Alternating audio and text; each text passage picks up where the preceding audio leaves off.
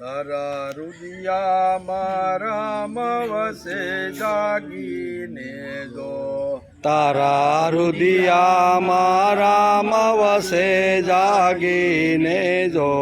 ઘટે ઘટમાં ઘનશ્યામ વસે જાગીને જો. ઘટે ઘટમાં ઘનશ્યામ વસે જાગીને જો. જાગીને જો ઊંઘ ત્યાગીને જો. જાગીને જો ઊંઘ ત્યાગીને જો. તારા રુદિયામાં રામ વસે જાગીને જો. તારા રુદિયામાં રામ વસે જાગીને જો. ભોગ તણા રોગનો તું રોગી બની ગયો. ભોગતણા રોગનો તું રોગી બની ગયો. ભાવ જીવન ત્યાગી તું ભોગી બની ગયો. ભાવ જીવન ત્યાગી તું ભોગી બની ગયો. ભાવ જીવનની ભવ્યતા તું ભોગવી તો જો. ભાવ જીવનની ભવ્યતા તું ભોગવી તો જો. તારા રુદિયામાં રામ વસે જાગીને જો. તારા રુદિયામાં રામ વસે જાગીને જો. પ્રેમી પ્રભુજીને જાણતો ના પ્રીતને. પ્રેમી પ્રભુજીની જાણતો ના પ્રીતને. તેથી તું ભૂલો છે જીવન સંગીતને. તેથી તો ભૂલો છે જીવન સંગીતને. સુર સ્વાધ્યાયનો શાંત બની સાંભળી તો જો. સુર સ્વાધ્યાયનો શાંત બની સાંભળી તો જો. તારા રુદિયામાં રામ વસે જાગીને જો.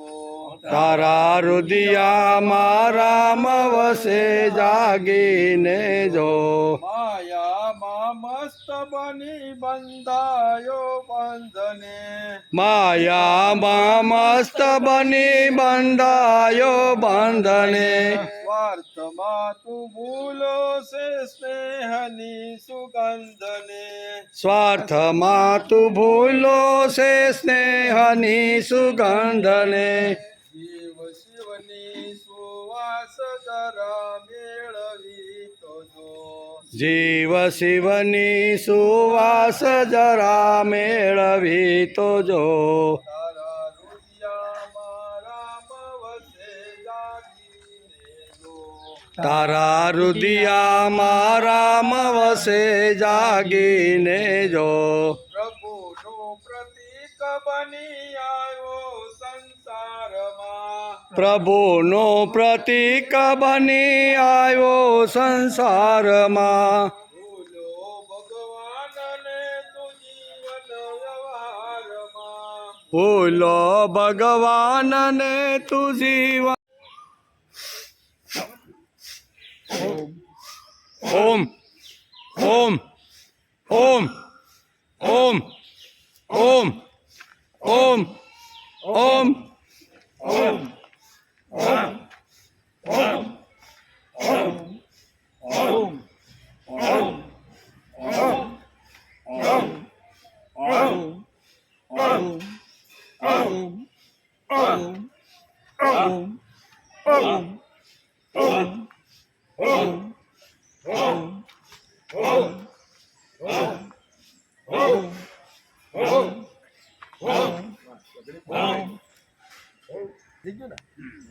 હાલો.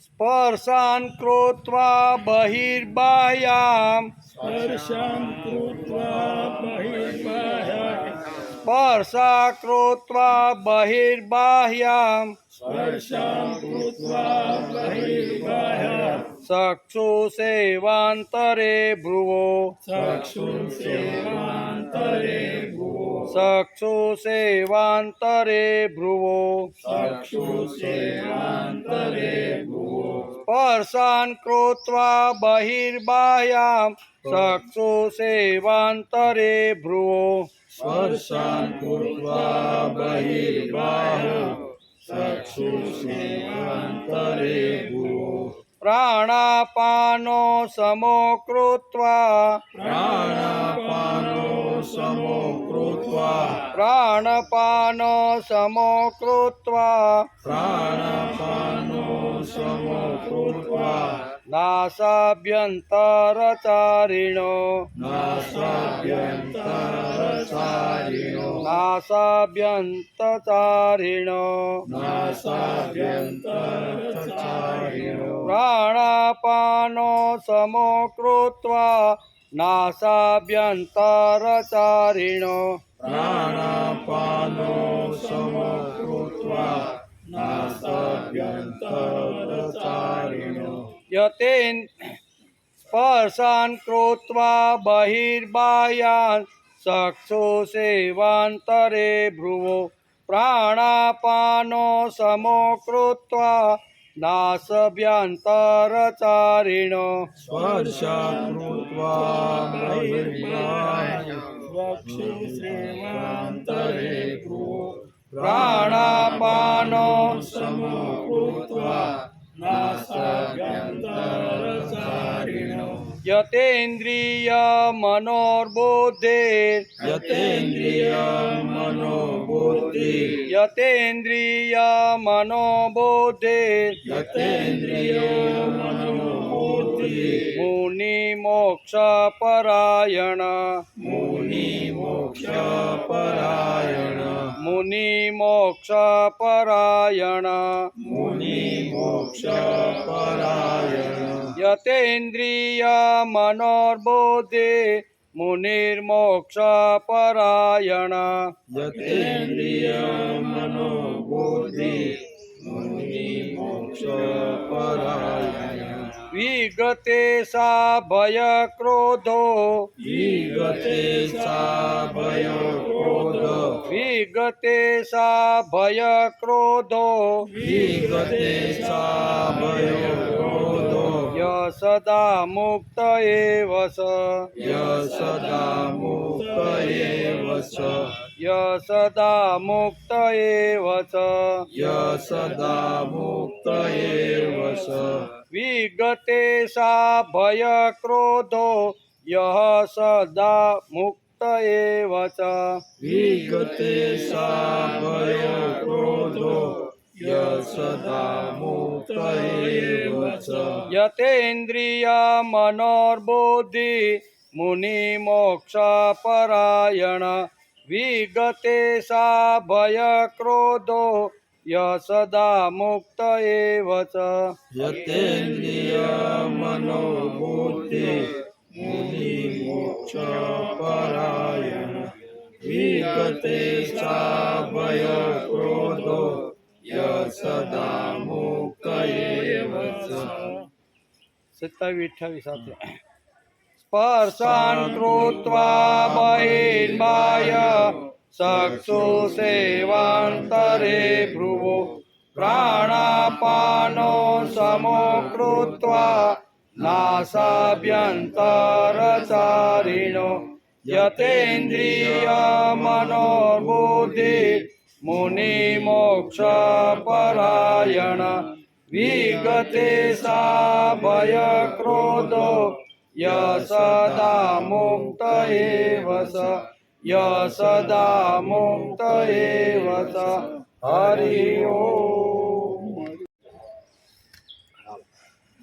વસુદેવ સુતામ દેવમ કંસ સાણૂરમર્દનમ દેવકી પરમાનંદમ કૃષ્ણં વંદે જગદ્ગુરુ ગુરુર્બ્રહ્મા ગુરુર્વિષ્ણુ ગુરુદેવો મહેશ્વર ગુરુ સાક્ષાત પરબ્રહ્મ તસ્મૈ શ્રી ગુરુવે નમઃ નારાયણં નમસ્કૃત્યં નરં ચૈવ નરોત્તમં દેવી સરસ્વતી વ્યાસં તતો જયમુદીરયે તતો જયમુદીરયે.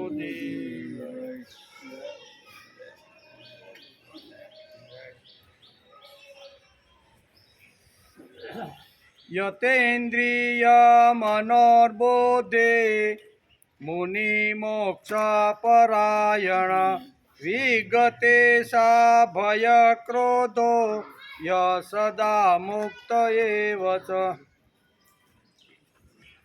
બહારના પદાર્થોને બહાર જ ત્યજીને અને આંખોની દૃષ્ટિએ ભ્રમરોની મધ્યમાં સ્થાપીને તથા નાસિકાના વિચરતા પ્રાણ અને અપાન વાયુને સમ કરીને જેણે ઇન્દ્રિયો મન અને બુદ્ધિને જીતી લીધા છે તે એવો જે કેવળ મોક્ષ પરાયણ જ છે તથા જે ઈચ્છા ભય અને ક્રોધ વિનાનો થઈ ગયો છે તે મુનિ સદા મુક્ત જ છે. મુનિનું વર્ણન ભગવાને આ શ્લોકની અંદર કર્યું છે. કયો મુનિ મુક્ત છે? તો કે જેણે ઈચ્છા ભય અને ક્રોધ વિનાનો જે થઈ ગયેલો છે તે મુનિ હંમેશને માટે મુક્ત જ છે એવું ભગવાને આ શ્લોકની અંદર કીધું છે. આજે શ્રીમદ ભગવદ્ ગીતા ચિંતન શરૂ થયું જેનો 285મો દિવસ. શુક્રવારે આપણે 5મા અધ્યાયના 27મા શ્લોકને નમસ્કાર કર્યા. બહારના પદાર્થોને બહાર જ ત્યજી દઈને આંખોની દૃષ્ટિએ ભ્રમરની મધ્યમાં સ્થાપીને તથા નાસિકામાં સ્થિર કરીને પ્રાણ અને અપાન વાયુને સમ કરીને રહે છે તે હંમેશા મુક્ત જ છે એવું આપણે શુક્રવારે આ શ્લોકમાં વિચારતા હતા. ધ્યાન યોગમાં એકમાત્ર પરમાત્માનું ચિંતન હોવાથી બાહ્ય પદાર્થોથી વિમુખતા થઈ જાય છે એમ ગીતાકાર કહે છે. ધ્યાન યોગમાં પછી કોઈ વ્યક્તિ વિચાર કે પદાર્થની જરૂર રહેતી નથી. એકલો ધ્યાન યોગમાં કોણ હોય છે? એકલો પોતે જ. કે ધ્યાન યોગમાં એકમાત્ર પરમાત્માનું ચિંતન હોવાથી બાહ્ય પદાર્થોથી વિમુક્તા થઈ જાય છે. ધ્યાનમાં બેઠો એટલે બાહ્ય પદાર્થો એની આંખની સામે આવેલી. આ યુદ્ધમાં કૌરવો વિજય થાય તો 2000 વર્ષ આગળ પણ આપણે થોડીક શુક્રવારે આ પણ વાત કરી હતી કે આ યુદ્ધમાં કૌરવો વિજય થાય તો 2000 વર્ષ સુધી માનવ કાયમને માટે એમ માનત કે જીવનમાં ભગવાનને માનવાની જરૂર નથી. જો કદાચ યુદ્ધની અંદર કૌરવો જો વિજય થાત તો લોકો એમ માનત કે ભગવાન વગર પણ અમે વિજય પ્રાપ્ત કરી શકીએ છીએ. તેથી કહે છે કે ભગવાનને માનવાની જરૂર નથી. તેથી હે અર્જુન, આ ધર્મ યુદ્ધ છે. કેવું? આ ખાલી કૌરવોને મારવા એટલા માટે નહીં, પણ એનો વિજય થાય તો હજારો વર્ષ સુધી લોકો એમ સમજશે કે ધર્મની, ભક્તિની, આધ્યાત્મિકની કે ભગવાનની અમને કાંઈ જરૂર નથી. એના વગર પણ અમે અમારો સારી રીતે વિકાસ કરી શકીએ. તેથી હે અર્જુન, આ ધર્મ યુદ્ધ છે. કેવું? તેથી તારે લડવું જ જોઈએ એમ ભગવાન આગ્રહ કરીને કહે છે. ભગવાને તેથી જ બીજા અધ્યાયના બીજા શ્લોકમાં જ વિષમ શબ્દ વાપર્યો છે. ભગવાનને અર્જુને કહ્યું કે બધી રીતે આ યુદ્ધમાં તારે 100 ભાગ ભજવવાનું છે. તેનું તું મહત્ત્વ જાણી લે. આ યુદ્ધની અંદર તારે કેવી રીતનો ભાગ ભજવવાનો છે ને એનું મહત્ત્વ તું જાણી લે એમ કહીને બીજા અધ્યાયની શરૂઆતમાં જ ભગવાને બીજા શ્લોકથી આ મહત્ત્વ સમજાવવાની શરૂઆત કરી. તે તું જાણતો નથી અને આવી વિષમ પરિસ્થિતિમાં આવું ડહાપણ તને ક્યાંથી આવ્યું? આ વિષમ પરિસ્થિતિ છે, બરોબર? એમાં ડાપણ તને ક્યાંથી આવ્યું? આવું ડાપણ તને સૂઝ્યું જ કેમ? કસ્મલ એટલે મનની દુર્બળતા, તે તારા મનમાં ક્યાંથી આવી? કસ્મલ એટલે મનની દુર્બળતા, કચરો આપણે જેની ભાષામાં કહીએ તો આવો કચરો તારા મનની અંદર ક્યાંથી ઘૂસી ગયો એમ કે છે. તારા મનમાં આવો કચરો ક્યાંથી આવ્યો? અનાર્ય દૃષ્ટમ એટલે કે યોગ્ય, શ્રેષ્ઠ, પવિત્ર, સન્માનીય, આદરણીય, વંદનીય હોય તેને સંસ્કૃતમાં આર્ય કહે છે. અહીંયા ભગવાને આ બીજા અધ્યાયના બીજા શ્લોકમાં ભગવાને અનાર્ય શબ્દ વાપર્યો.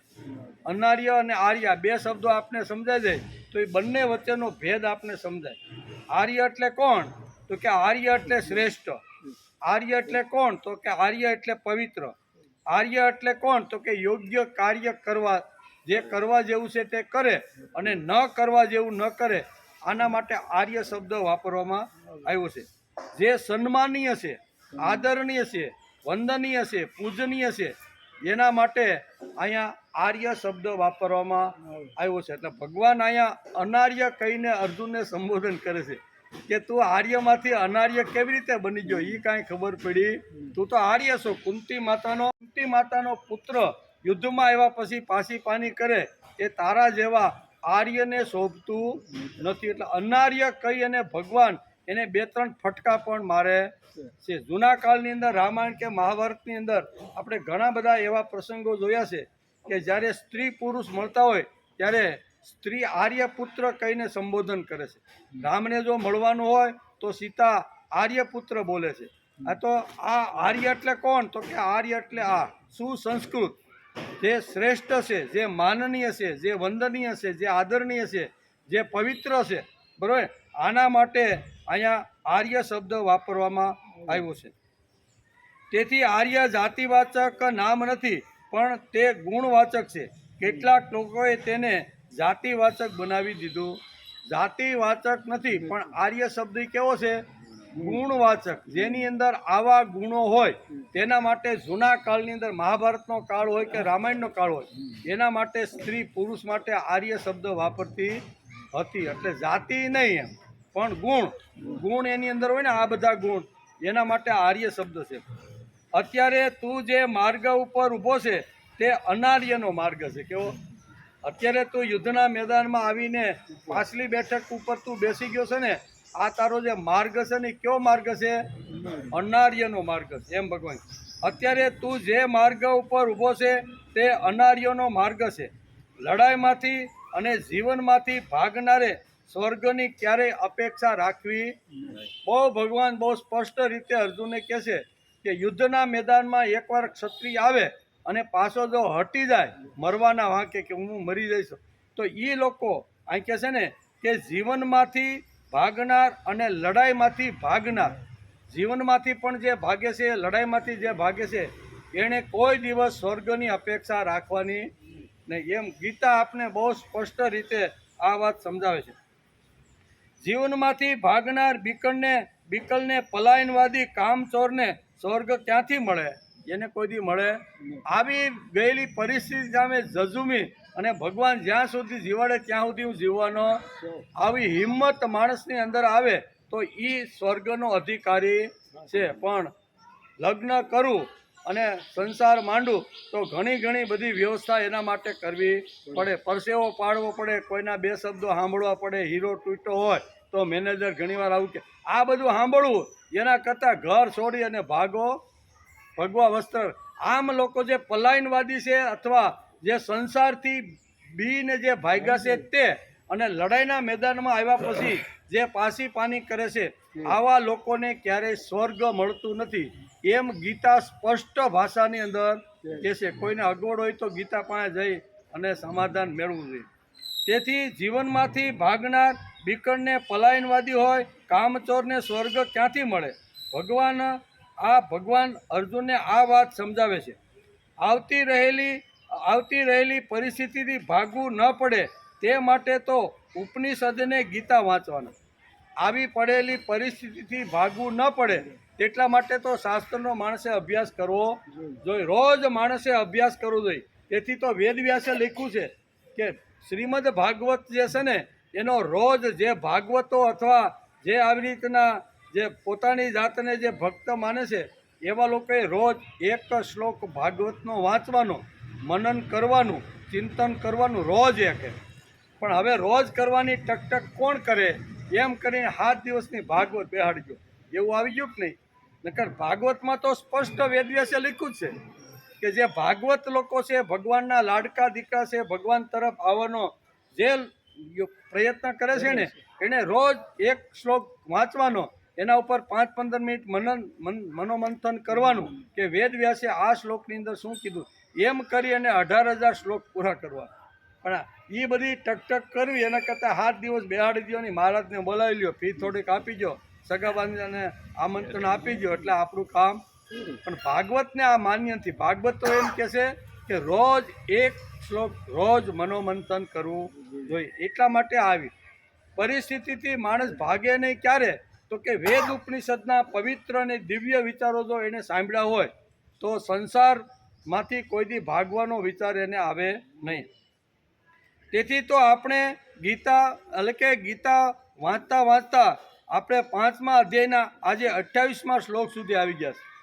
શ્રીમદ ભગવદ્ ગીતા આપણે પલાયનવાદી ન બનવાનો મંત્ર આપે છે. કોઈ દિવસ પલાયનવાદી ભાગવાનું નહીં, થાકવાનું નહીં, ઘર છોડવાનું નહીં. સંસારમાં જે કાંઈ પરિસ્થિતિ આવે, સારી આવે ખરાબ આવે, એ માણસે ભોગવી અને આર પાર કરીને 100, 80, 90 વર્ષ સુધી જ્યાં સુધી ભગવાન જીવાડે ત્યાં સુધી. તેટલા માટે શાસ્ત્રોનો અભ્યાસ આવ્યો. એ શાસ્ત્રનો અભ્યાસ કરતાં કરતાં આજે આપણે 5મા અધ્યાયના 28મા શ્લોકની અંદર આજે આપણે પહોંચ્યા છીએ. તેથી 27 થી 29 શ્લોકમાં ભગવાને એટલે કે ભક્તિ સહિત ધ્યાન યોગનું વર્ણન ભગવાને કર્યું છે.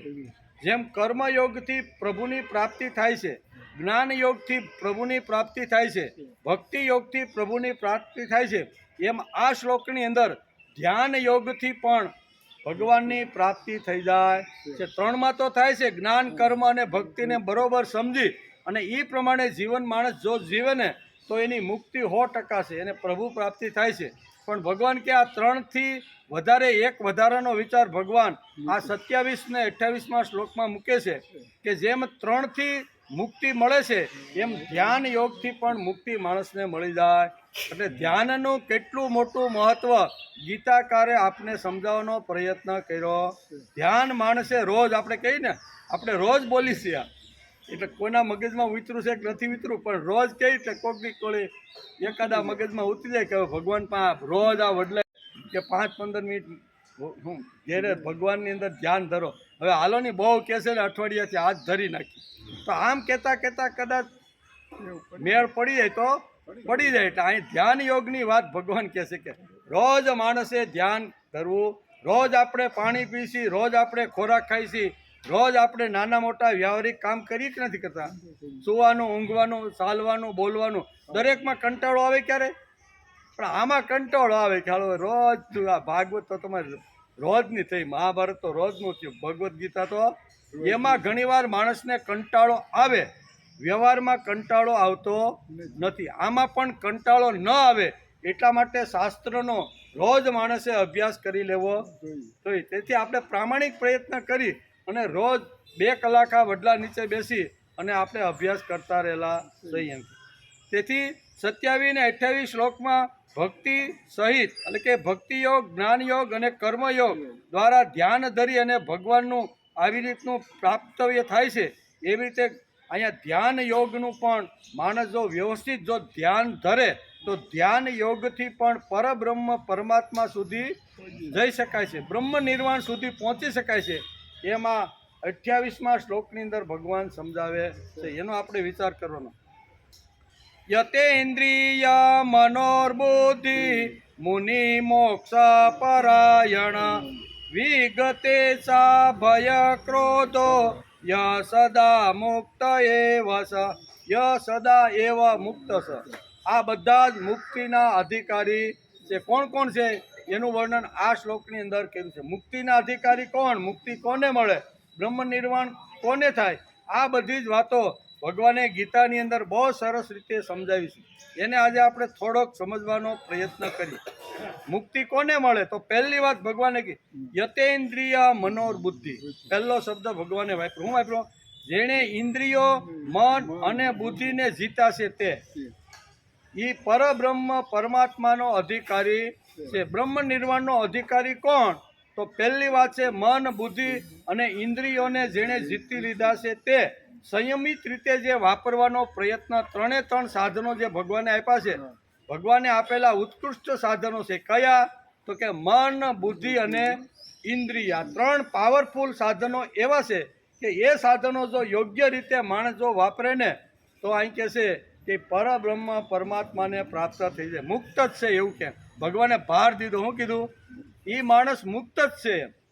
પછી બીજી વાત કીધી જેણે ઇન્દ્રિયો, મન અને બુદ્ધિને જીત્યા છે તે. પહેલી વાત એટલે કે એવો જે મોક્ષ પરાયણ મુનિ ઈચ્છા, ભય અને ક્રોધ વિનાનો થઈ ગયો છે તે પણ મુક્ત.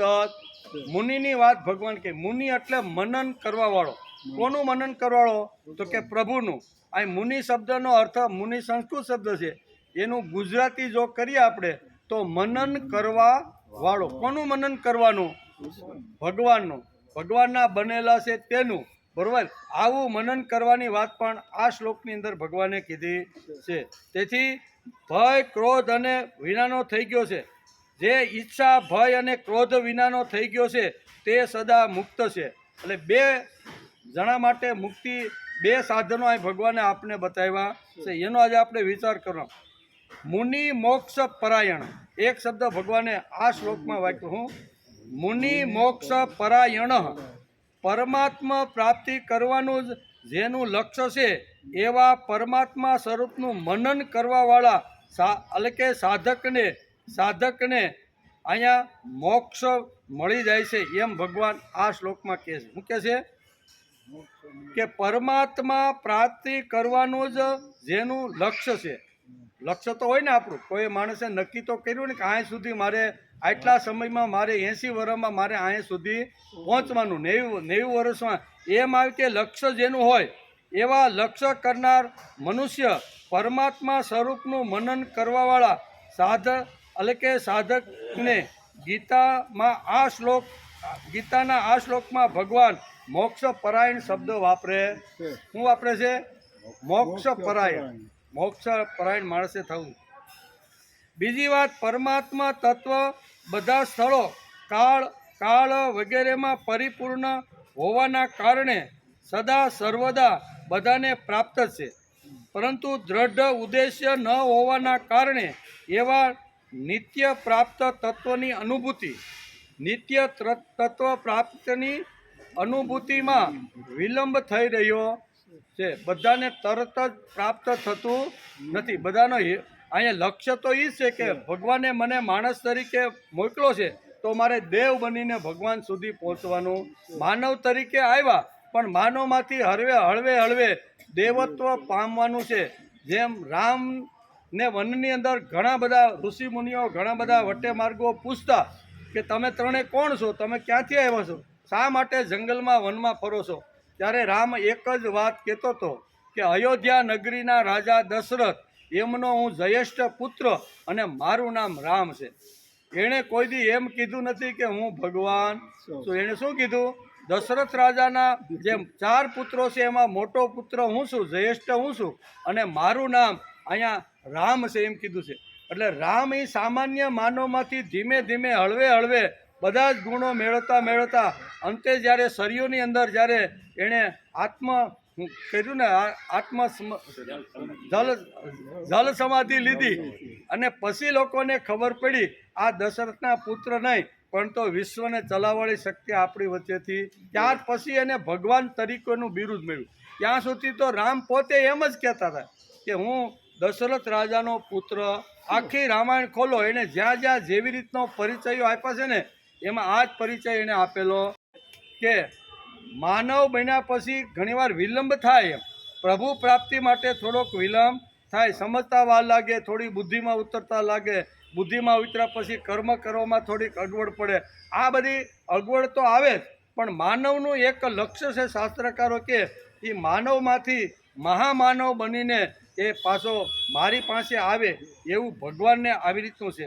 તેથી વાસ્તવમાં ઉદ્દેશ્ય પહેલેથી જ સુનિશ્ચિત છે, કેમ કે પરમાત્મા મુક્તિને માટે જ આ મનુષ્ય શરીર મળેલું. પરમાત્માની મુક્તિ માટે જ આ શરીર આપને મળેલું છે. કેવળ એ ઉદ્દેશ્યને ઓળખવાનો છે. જ્યારે સાધક આ ઉદ્દેશ્યને ઓળખી લેશે ત્યારે તેમનામાં પરમાત્માની પ્રાપ્તિ લાલસા ઉત્પન્ન થઈ જાય. લાલસા કોની? પરમાત્મા પ્રાપ્ત, બીજી કોઈ નહીં. કામ છે, ક્રોધ છે, મોહ છે, લોભ છે, એની વાસના ખલાસ કરી અને વાસનાને પરમાત્માની અંદર જોડવાનો પ્રયત્ન કરે છે. એ જ ખરી, એટલે કે એ ખરી વાસના છે પરમાત્મામાં. એટલે કે એ લાલસા સંસારની બધી કામનાઓને દૂર કરીને સાધકને પરમાત્મા તત્વનો અનુભવ કરાવી દે. એક લક્ષ્ય કર્યું હોય કે ભગવાન તે મને માણસ બનાવ્યો છે, હવે મારી ઉંમર 58 કે 50 વર્ષ ઉપર થઈ ગઈ છે, બધું સંસારિક વ્યવહારિક કૌટુંબિક જે કાંઈ ધંધા નોકરી અથવા વ્યવહાર હતા એ મારા પુત્ર ને પૌત્ર હવે સંભાળતા રહેલા છે. હવે મારું એક જ લક્ષ્ય હોવું જોઈએ અને એ લક્ષ્ય એટલે પરમાત્માની પ્રાપ્તિ. કારણ કે આપણી પાસે સમય ઓછો છે. આજનો જ અનુભવ કયો ને, આપણે સંસારમાં રહીને આ બધું શીખવાનું છે. આજે માનો કે 7 વાગ્યા લાઇટ કટ થઈ જાય, બરાબર, અને પછી મેસેજ આવે કે ભાઈ 2 વાગ્યા સુધી લાઇટ આવવાની નથી. એટલે આપણે ટાંકામાં કે ઘરની અંદર જ્યાં થોડું ઘણું પાણી ભર્યું હોય ને એને શું કરીએ આપણે? એ ભાઈ થોડું વાપરજો ભાઈ, કેમ કે 2 વાગ્યા સુધી લાઇટ. આજનો જ અનુભવ છે કે નહીં? પાણી થોડું છે, લાઇટ વહી છે, 2 વાગ્યા પછી આવવાનું, મોટર ચાલુ થવાની નથી. અને થોડું જે પાણી બચ્યું છે એ પાણી આપણે 2 વાગ્યા સુધી પહોંચાડવાનું છે. આ વ્યવહારમાં આવે કે નહીં? સમાજમાં આવે કે નહીં? આપણા આજના દિવસે અનુભવ કરીને આ બધા બેઠા છે. આજે લાઇટ વહી ગઈ ને બધાનો અનુભવ છે કે નહીં? આપણે ઘેરે બહુ બટાઈને કહેતા આવ્યા છું, બે વાપરીઓ ધીમે ધીમે, હજી આપણે 2 વાગ્યા સુધી આપણે કરી કે નહીં? તો આવી રીતે હવે સમય થોડો છે આપણો, કેવો? આપણે હવે યુવાન નથી, આપણે ક્યાં વૃદ્ધ અવસ્થા સુધી પહોંચી ગયેલા. સમય આપણી પાસે થોડો છે, તો થોડો સમય છે તો એને શું કહેવાય? યોગ્ય જગ્યાએ યોગ્ય સમય વ્યવસ્થિત વાપરીને આપણે પ્રયત્ન કરવો જોઈએ કે નહીં? જેમ પાણીનો બચાવ કરીને 2 વાગ્યા સુધી પાણી હાલે એટલા માટે દરેકને ભલામણ કરે. હો પાછા બહુ નહીં કરે ને ઓલા છોકરા કે ભાઈ થોડું ઢોળી જાઓ ભાઈ, 2 વાગ્યા સુધી આપણે વાપરવાનું. એમ આપણે હવે શું કહેવાય? આથમતો દિવસ છે આપણો. એટલે દિવસો હવે થોડા રહ્યા છે, થોડા દિવસોમાં કામ કરી લેવું જોઈએ. એમ આ શ્લોકની અંદર શું કહે છે? એ લાલસા સંસારની બધી કામનાઓને દૂર કરીને સાધકને પરમાત્મા તત્વનો અનુભવ કરવાનો પ્રયત્ન માણસે કરવો. દિવસો ખૂબ જ થોડા છે, એ દિવસોની અંદર મારે બધું કામ કરી લેવાનું. આથી પરમાત્મા પ્રાપ્તિના ઉદ્દેશ્યને ઓળખવાને માટે જ અહીં ભગવાને મોક્ષ પરાયણ શબ્દ વાપર્યો છે. આ શ્લોકની અંદર આ હેતુથી ભગવાને મોક્ષ પરાયણ મુનિ આવો શબ્દ અહીંયા વાપરેલો છે. કર્મયોગ, સાંખ્ય યોગ, ધ્યાન યોગ, ભક્તિ યોગ વગેરે બધા સાધનોમાં એક દ્રઢ નિશ્ચય કે ઉદ્દેશની મોટી આવશ્યકતા છે એમ ગીતાકારને આ શ્લોકની અંદર કહેવાનું. 4 જે સાધનો છે ને આપણી પાસે, એ 4 સાધનો છે એ પરમાત્મા પ્રાપ્તિના 4 સાધનો છે. જ્ઞાન યોગ હોય, કર્મયોગ હોય, ભક્તિ યોગ હોય કે ધ્યાન યોગ હોય, આ 4 પ્રકારના જે સાધનો આપણને ભગવાને જે આપેલા છે ને, એ 4માંથી કોઈ એક સાધન દ્વારા માણસ પ્રભુ પરમાત્મા સુધી પહોંચી શકે છે. 4 મળે તો સારી વાત છે, પણ 4માંથી એકાદા સાધનને જો માણસ પકડીને ચાલવાનો પ્રયત્ન કરે ને તો પણ એ પરબ્રહ્મ પરમાત્માને પ્રાપ્ત થઈ જાય છે અને એ માણસ મુક્ત જ છે. આ છેલ્લા શબ્દોમાં ભગવાને આ શ્લોકમાં શું કીધું કે જેણે 4 વસ્તુ જેણે સિદ્ધ કરી લીધી છે, અથવા 4 વસ્તુ સિદ્ધ કરવાનો જે પુરુષાર્થ અને પ્રયત્ન કરી રહ્યો છે એ હંમેશને માટે આ લોકમાં રહે ત્યારે પણ મુક્ત, અને મર્યા પછી જ્યારે શરીર છોડીને જ્યારે પરલોક સિધાવે છે ત્યારે પણ એને મુક્તિ જ મળે છે. એટલે આ શરીર શા માટે છે? તો કે મુક્તિ મેળવવા માટે છે, પ્રભુ પ્રાપ્તિ માટે છે એમ કે. તેથી જો તેમના કલ્યાણનો ઉદ્દેશ દ્રઢ નહીં હોય તો સાધનોમાં સિદ્ધિ કેવી રીતે મળે? આપણે કાંઈક દ્રઢ નિશ્ચય તો હોવો જોઈએ ને. જેમ વરસાદ થાય, માનો કે આજે 38 છે, બરાબર, તો અખાત ત્રીજને દિવસે આપણે ઘણીવાર જૂના કાળમાં, હવે તો બહુ ઓછું થઈ ગયું છે, પણ એ વખતે ખેતરે જાય, બળદને આવી રીતના શણગારે, પહેલાં શાહની અંદર પૂજન કરે, બધું ઘણી રીતે આવી રીતના અખાત ત્રીજને દિવસે આપણે ભૂમિનું, આપણા ખેતરનું પૂજન કરતા કે નહીં. હવે ક્યાંક ક્યાંક જોવા મળે છે, પણ મોટા ભાગે ઓછું થઈ ગયું. પણ શા માટે? તો કે જે સાધન મને પરમાત્મા સુધી પહોંચાડે છે ને, એ સાધન મારું પવિત્ર અને દિવ્ય હોવું જોઈએ. ખેતીમાંથી જે કાંઈ ભગવાન મારી મહેનત કર્યા પછી જે કાંઈ મને પ્રસાદ રૂપે આપે ને, એ મારું કલ્યાણ કરનારું છે, એમ સમજીને માણસે પૂજન કરવું છે. જેમણે મન, બુદ્ધિ અને ઇન્દ્રિયો ઉપર મહેનત કરી છે તે ભાગ્યશાળી જીવો છે. કેવા? આ ત્રણ ઉપર મહેનત કરવાની, એમ આ શ્લોકમાં કહે છે. શું કહે છે? મન, અહીં કહે છે ને કે યતેન્દ્રિય મનોર બુદ્ધિ, એવો શબ્દ ભગવાને આ શ્લોકની અંદર વાપર્યો છે. શું છે?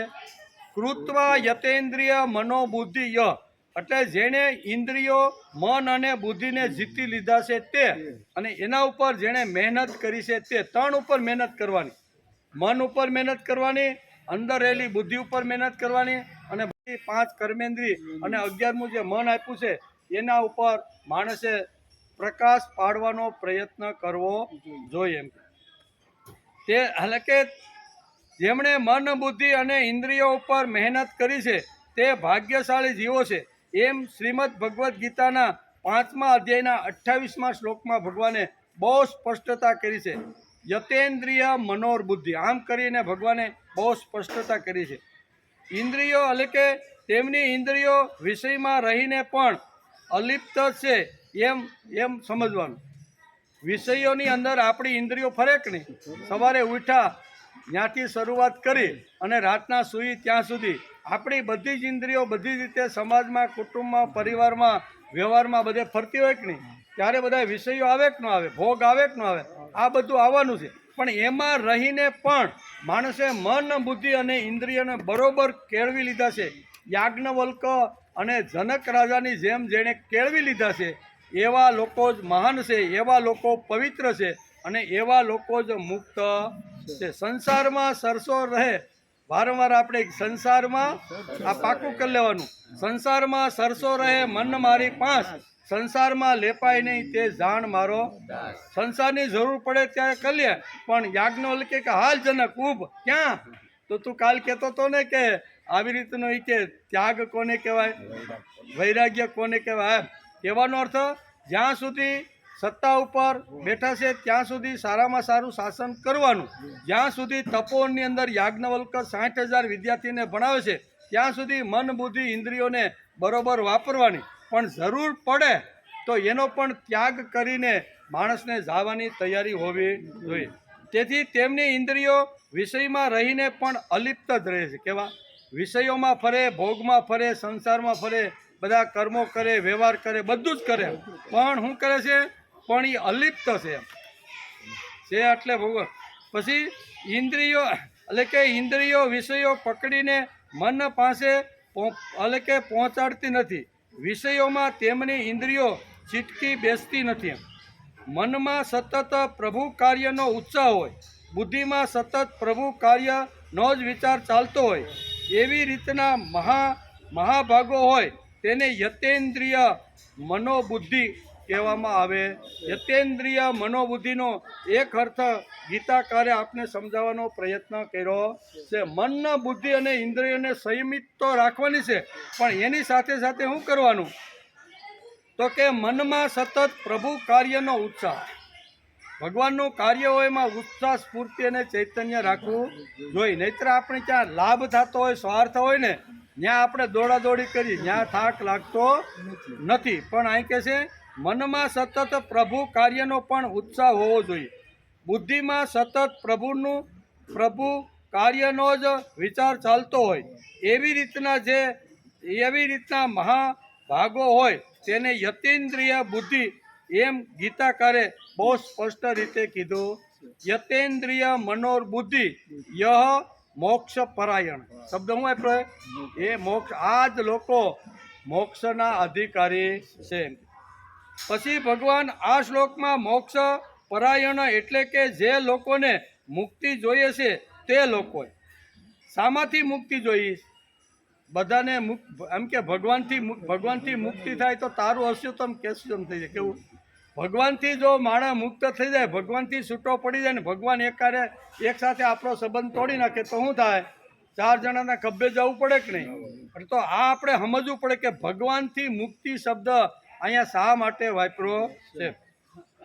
તેથી શામાંથી મુક્તિ જોઈએ? તો કે ક્ષુદ્રતામાંથી. શરીર મળ્યું છે એટલે એમાં ક્ષુદ્ર વાતો આવવાની. ક્ષુદ્રતામાંથી મારે મુક્તિ જોઈએ છે.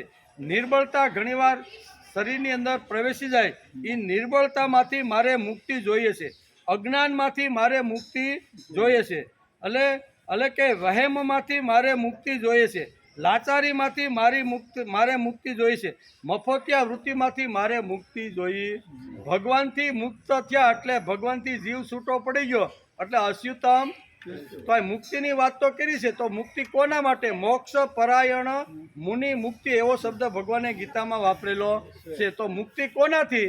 તો કે સંસારમાં રહેવાનું અને આ બધા જે સાધનો મારી સામે આવે છે ને એમાંથી મારે મુક્તિ મેળવવાનું. કેટલા સાધનો છે? તો પહેલી વાત કીધી ક્ષુદ્રતા.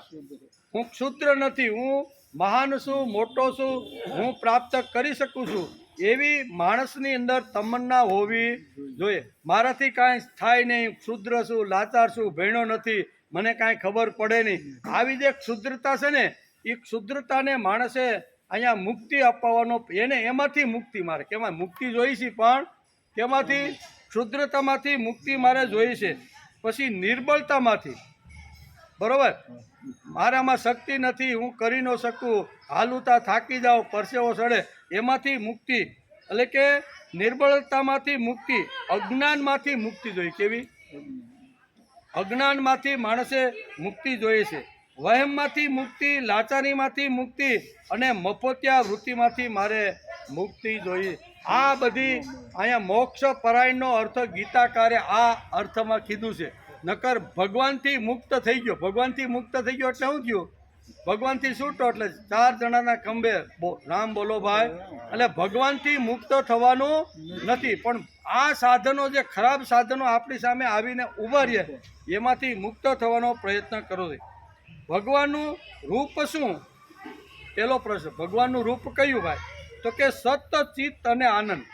એ ભગવાનનું સ્વરૂપ છે. તો મારે પણ સત ચિત્ત અને આનંદ રૂપ મારે પણ બનવું.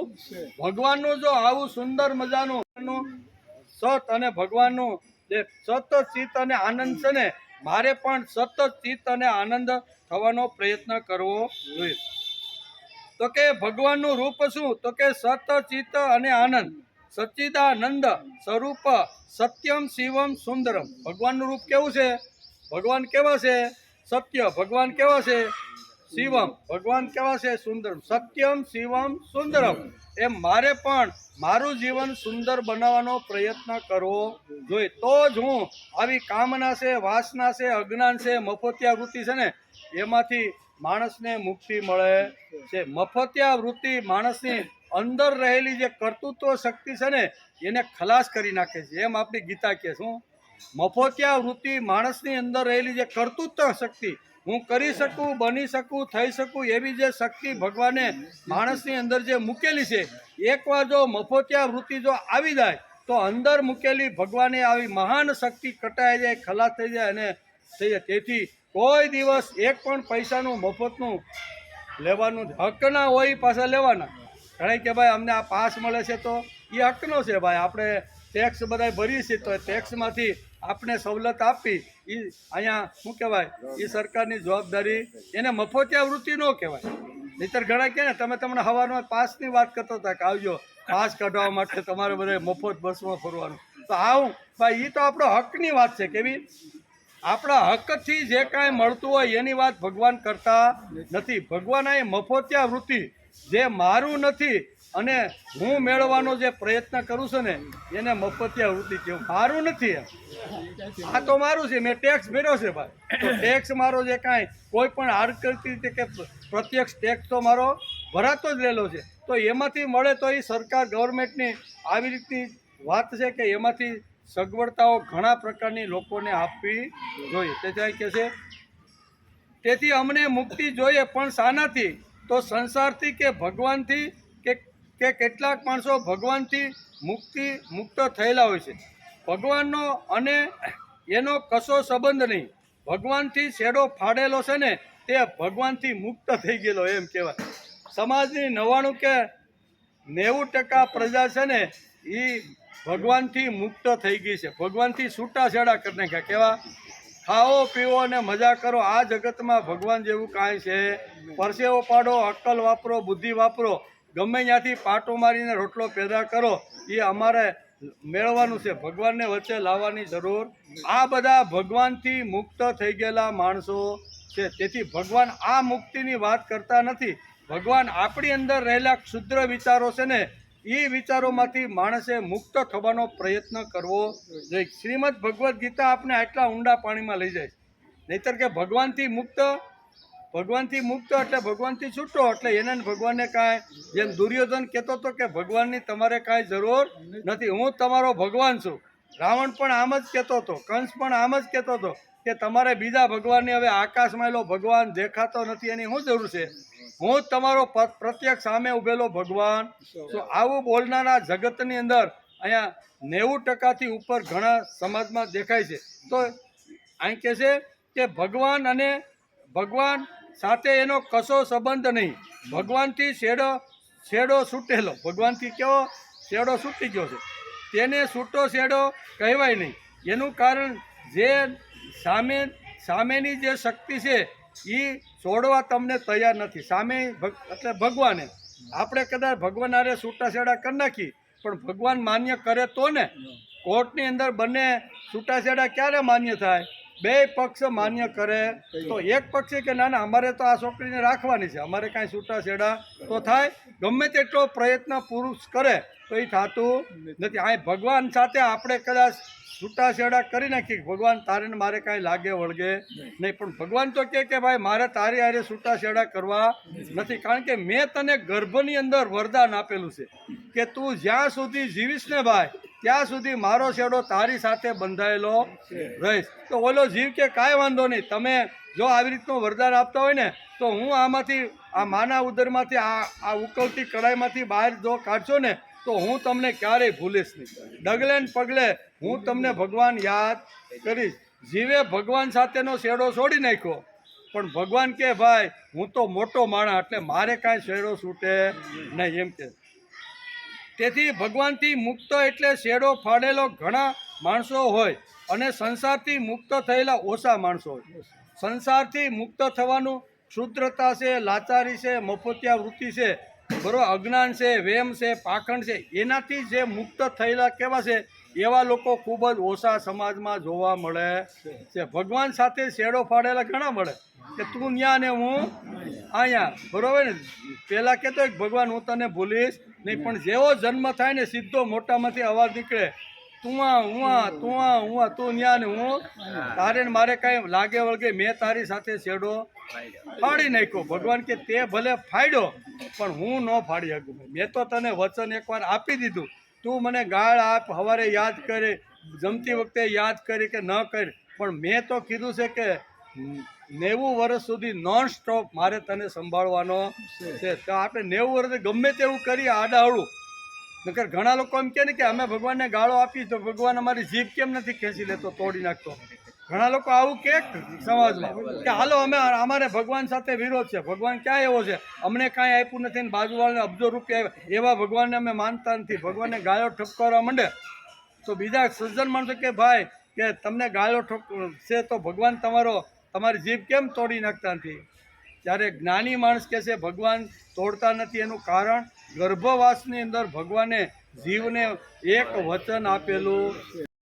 વચન પૂરું થઈ જાય ને પછી વચન પૂરું કરીને મારી પાસે પછી જોયું જાય શીખે, બરાબર. પછી મારે શું કરવું એને ક્યાં ફેંકવાનું ને એ પછી મારે, બરાબર, સફેદ બનાવી દો, આખો વાંકો વાળું, અને માથે સફેદ પીસડો મારી દો, જાક ઉકળા ફોડવા એ મારે જોવાનું છે. પણ અત્યારે તો મેં એને બરોબર આવી રીતનું વચન આપેલું છે.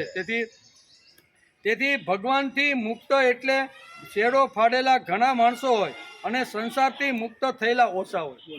કેવા? ભગવાન જ મને સંભાળે છે એવું સમજનાર લોકો સમાજમાં ખૂબ જ ઓછા. ભગવાન મને જીવાડે છે, ભગવાન મને સંભાળે છે, ભગવાન દરેક ક્રિયાની અંદર મારી સાથે છે. તેથી હરું છું, ફરું છું, બોલું છું, ખાઉં છું, પ્રત્યેક ક્રિયા ભગવાન મારી સાથે રહીને કરે છે. એવી સમજણવાળા સમાજમાં ખૂબ જ ઓછા લોકો હોય છે. તેથી મોક્ષને માટે પરાયણ થયેલા તે મુમુક્ષ સભામાં ઘણીવાર આપણે મોટી મોટી સભાઓ એમાં જઈએ. ખાસ તો જૈન સંપ્રદાયની મોટી મોટી સભા હોય ને, તો એમાં ઘણીવાર આપણે જવાનો પ્રસંગ આવે તો આપણે દરવાજેથી અંદર મુમુક્ષો તમે અહીંયા આવો, મુમુક્ષો આવો શબ્દ ઘણીવાર એ લોકો વધારે મુમુક્ષ શબ્દ વાપરે છે. એટલે કે મોક્ષને માટે પરાયણ થયેલા મુમુક્ષ સભામાં ઘણીવાર લોકો બોલતા હોય છે અથવા આમંત્રણ મોકલતા હોય છે કે સર્વ મુમુક્ષોને અમારે ત્યાં પધારવા અમે તમને ભાવભર્યું આમંત્રણ આપી. મુમુક્ષ શબ્દ આવી રીતની ઘણીવાર ઘણા લોકો ઘણી રીતે વાપરતા હોય છે. તો પ્રશ્ન એ છે તો કે મુમુક્ષ એટલે કોણ? આ સંસ્કૃતનો શબ્દ છે. ગીતાએ પણ આમાં મુમુક્ષ શબ્દ વાપરેલો છે. મુમુક્ષ તો કે મુમુક્ષ એટલે શું? એમ કે તો કે મુમુક્ષ એટલે કોણ? તો કે 60 વર્ષથી ઉપરનો જે ધોળાવાળો ઘરડો થઈ ગયો છે તેને શું શાસ્ત્રકારોએ મુમુક્ષ કીધો છે? તો કે ના, તું બેઠો રહે કે હલતો રહે, ખાતો પીતો રહે તો 60 વર્ષ તો તારે કોમે થવાના છે. એટલે જેની ખાલી ઉંમર વધી ગઈ છે એ લોકો મુમુક્ષ નહીં. પ્રશ્ન એ છે મુમુક્ષ કોણ? ગીતાએ તો પ્રશ્ન આપને પૂછ્યો કે ભાઈ મુમુક્ષ આવી રીતના જે મુમુક્ષ લોકો છે ને એ સદા મુક્ત થયેલા છે અને મારી પાસે જ આવે છે. તો મુમુક્ષ એટલે 60 વર્ષ વટાવી ગયા છે એના માટે શું આપણે મુમુક્ષ શબ્દ વાપરવાનો? તો કે ના, એના માટે આ શબ્દ નથી. તો કે સંન્યાસીને જ્યારે આપણે પગે લાગવા માટે જાય ત્યારે સંન્યાસીને આપણે મુમુક્ષ કહીને આપણે નમસ્કાર કરીએ છીએ. તો શું તેના માટે આપણે આ શબ્દ વાપરવાનો કે પછી 11 એટલે કે 11ના જે ઉપવાસ કરતો હોય, રોજ મંદિરે જતો હોય તો એના માટે આ મુમુક્ષ શબ્દ વાપરવાનો? ઘણી રીતે ઘણા લોકો ઘણી રીતે શબ્દો આવી રીતના વાપરે છે. ગીતાકારને આ વાત મંજૂર ગમે ત્યાં મુમુક્ષ શબ્દ વપરાય નહીં, કારણ કે ગીતાનો શબ્દ છે, વજનદાર શબ્દ છે. મુમુક્ષ એટલે મનન એટલે કે મનને પ્રભુની અંદર જેમણે જોડેલું છે તે એવા લોકો માટે મુમુક્ષ શબ્દ વાપરવામાં આવે છે.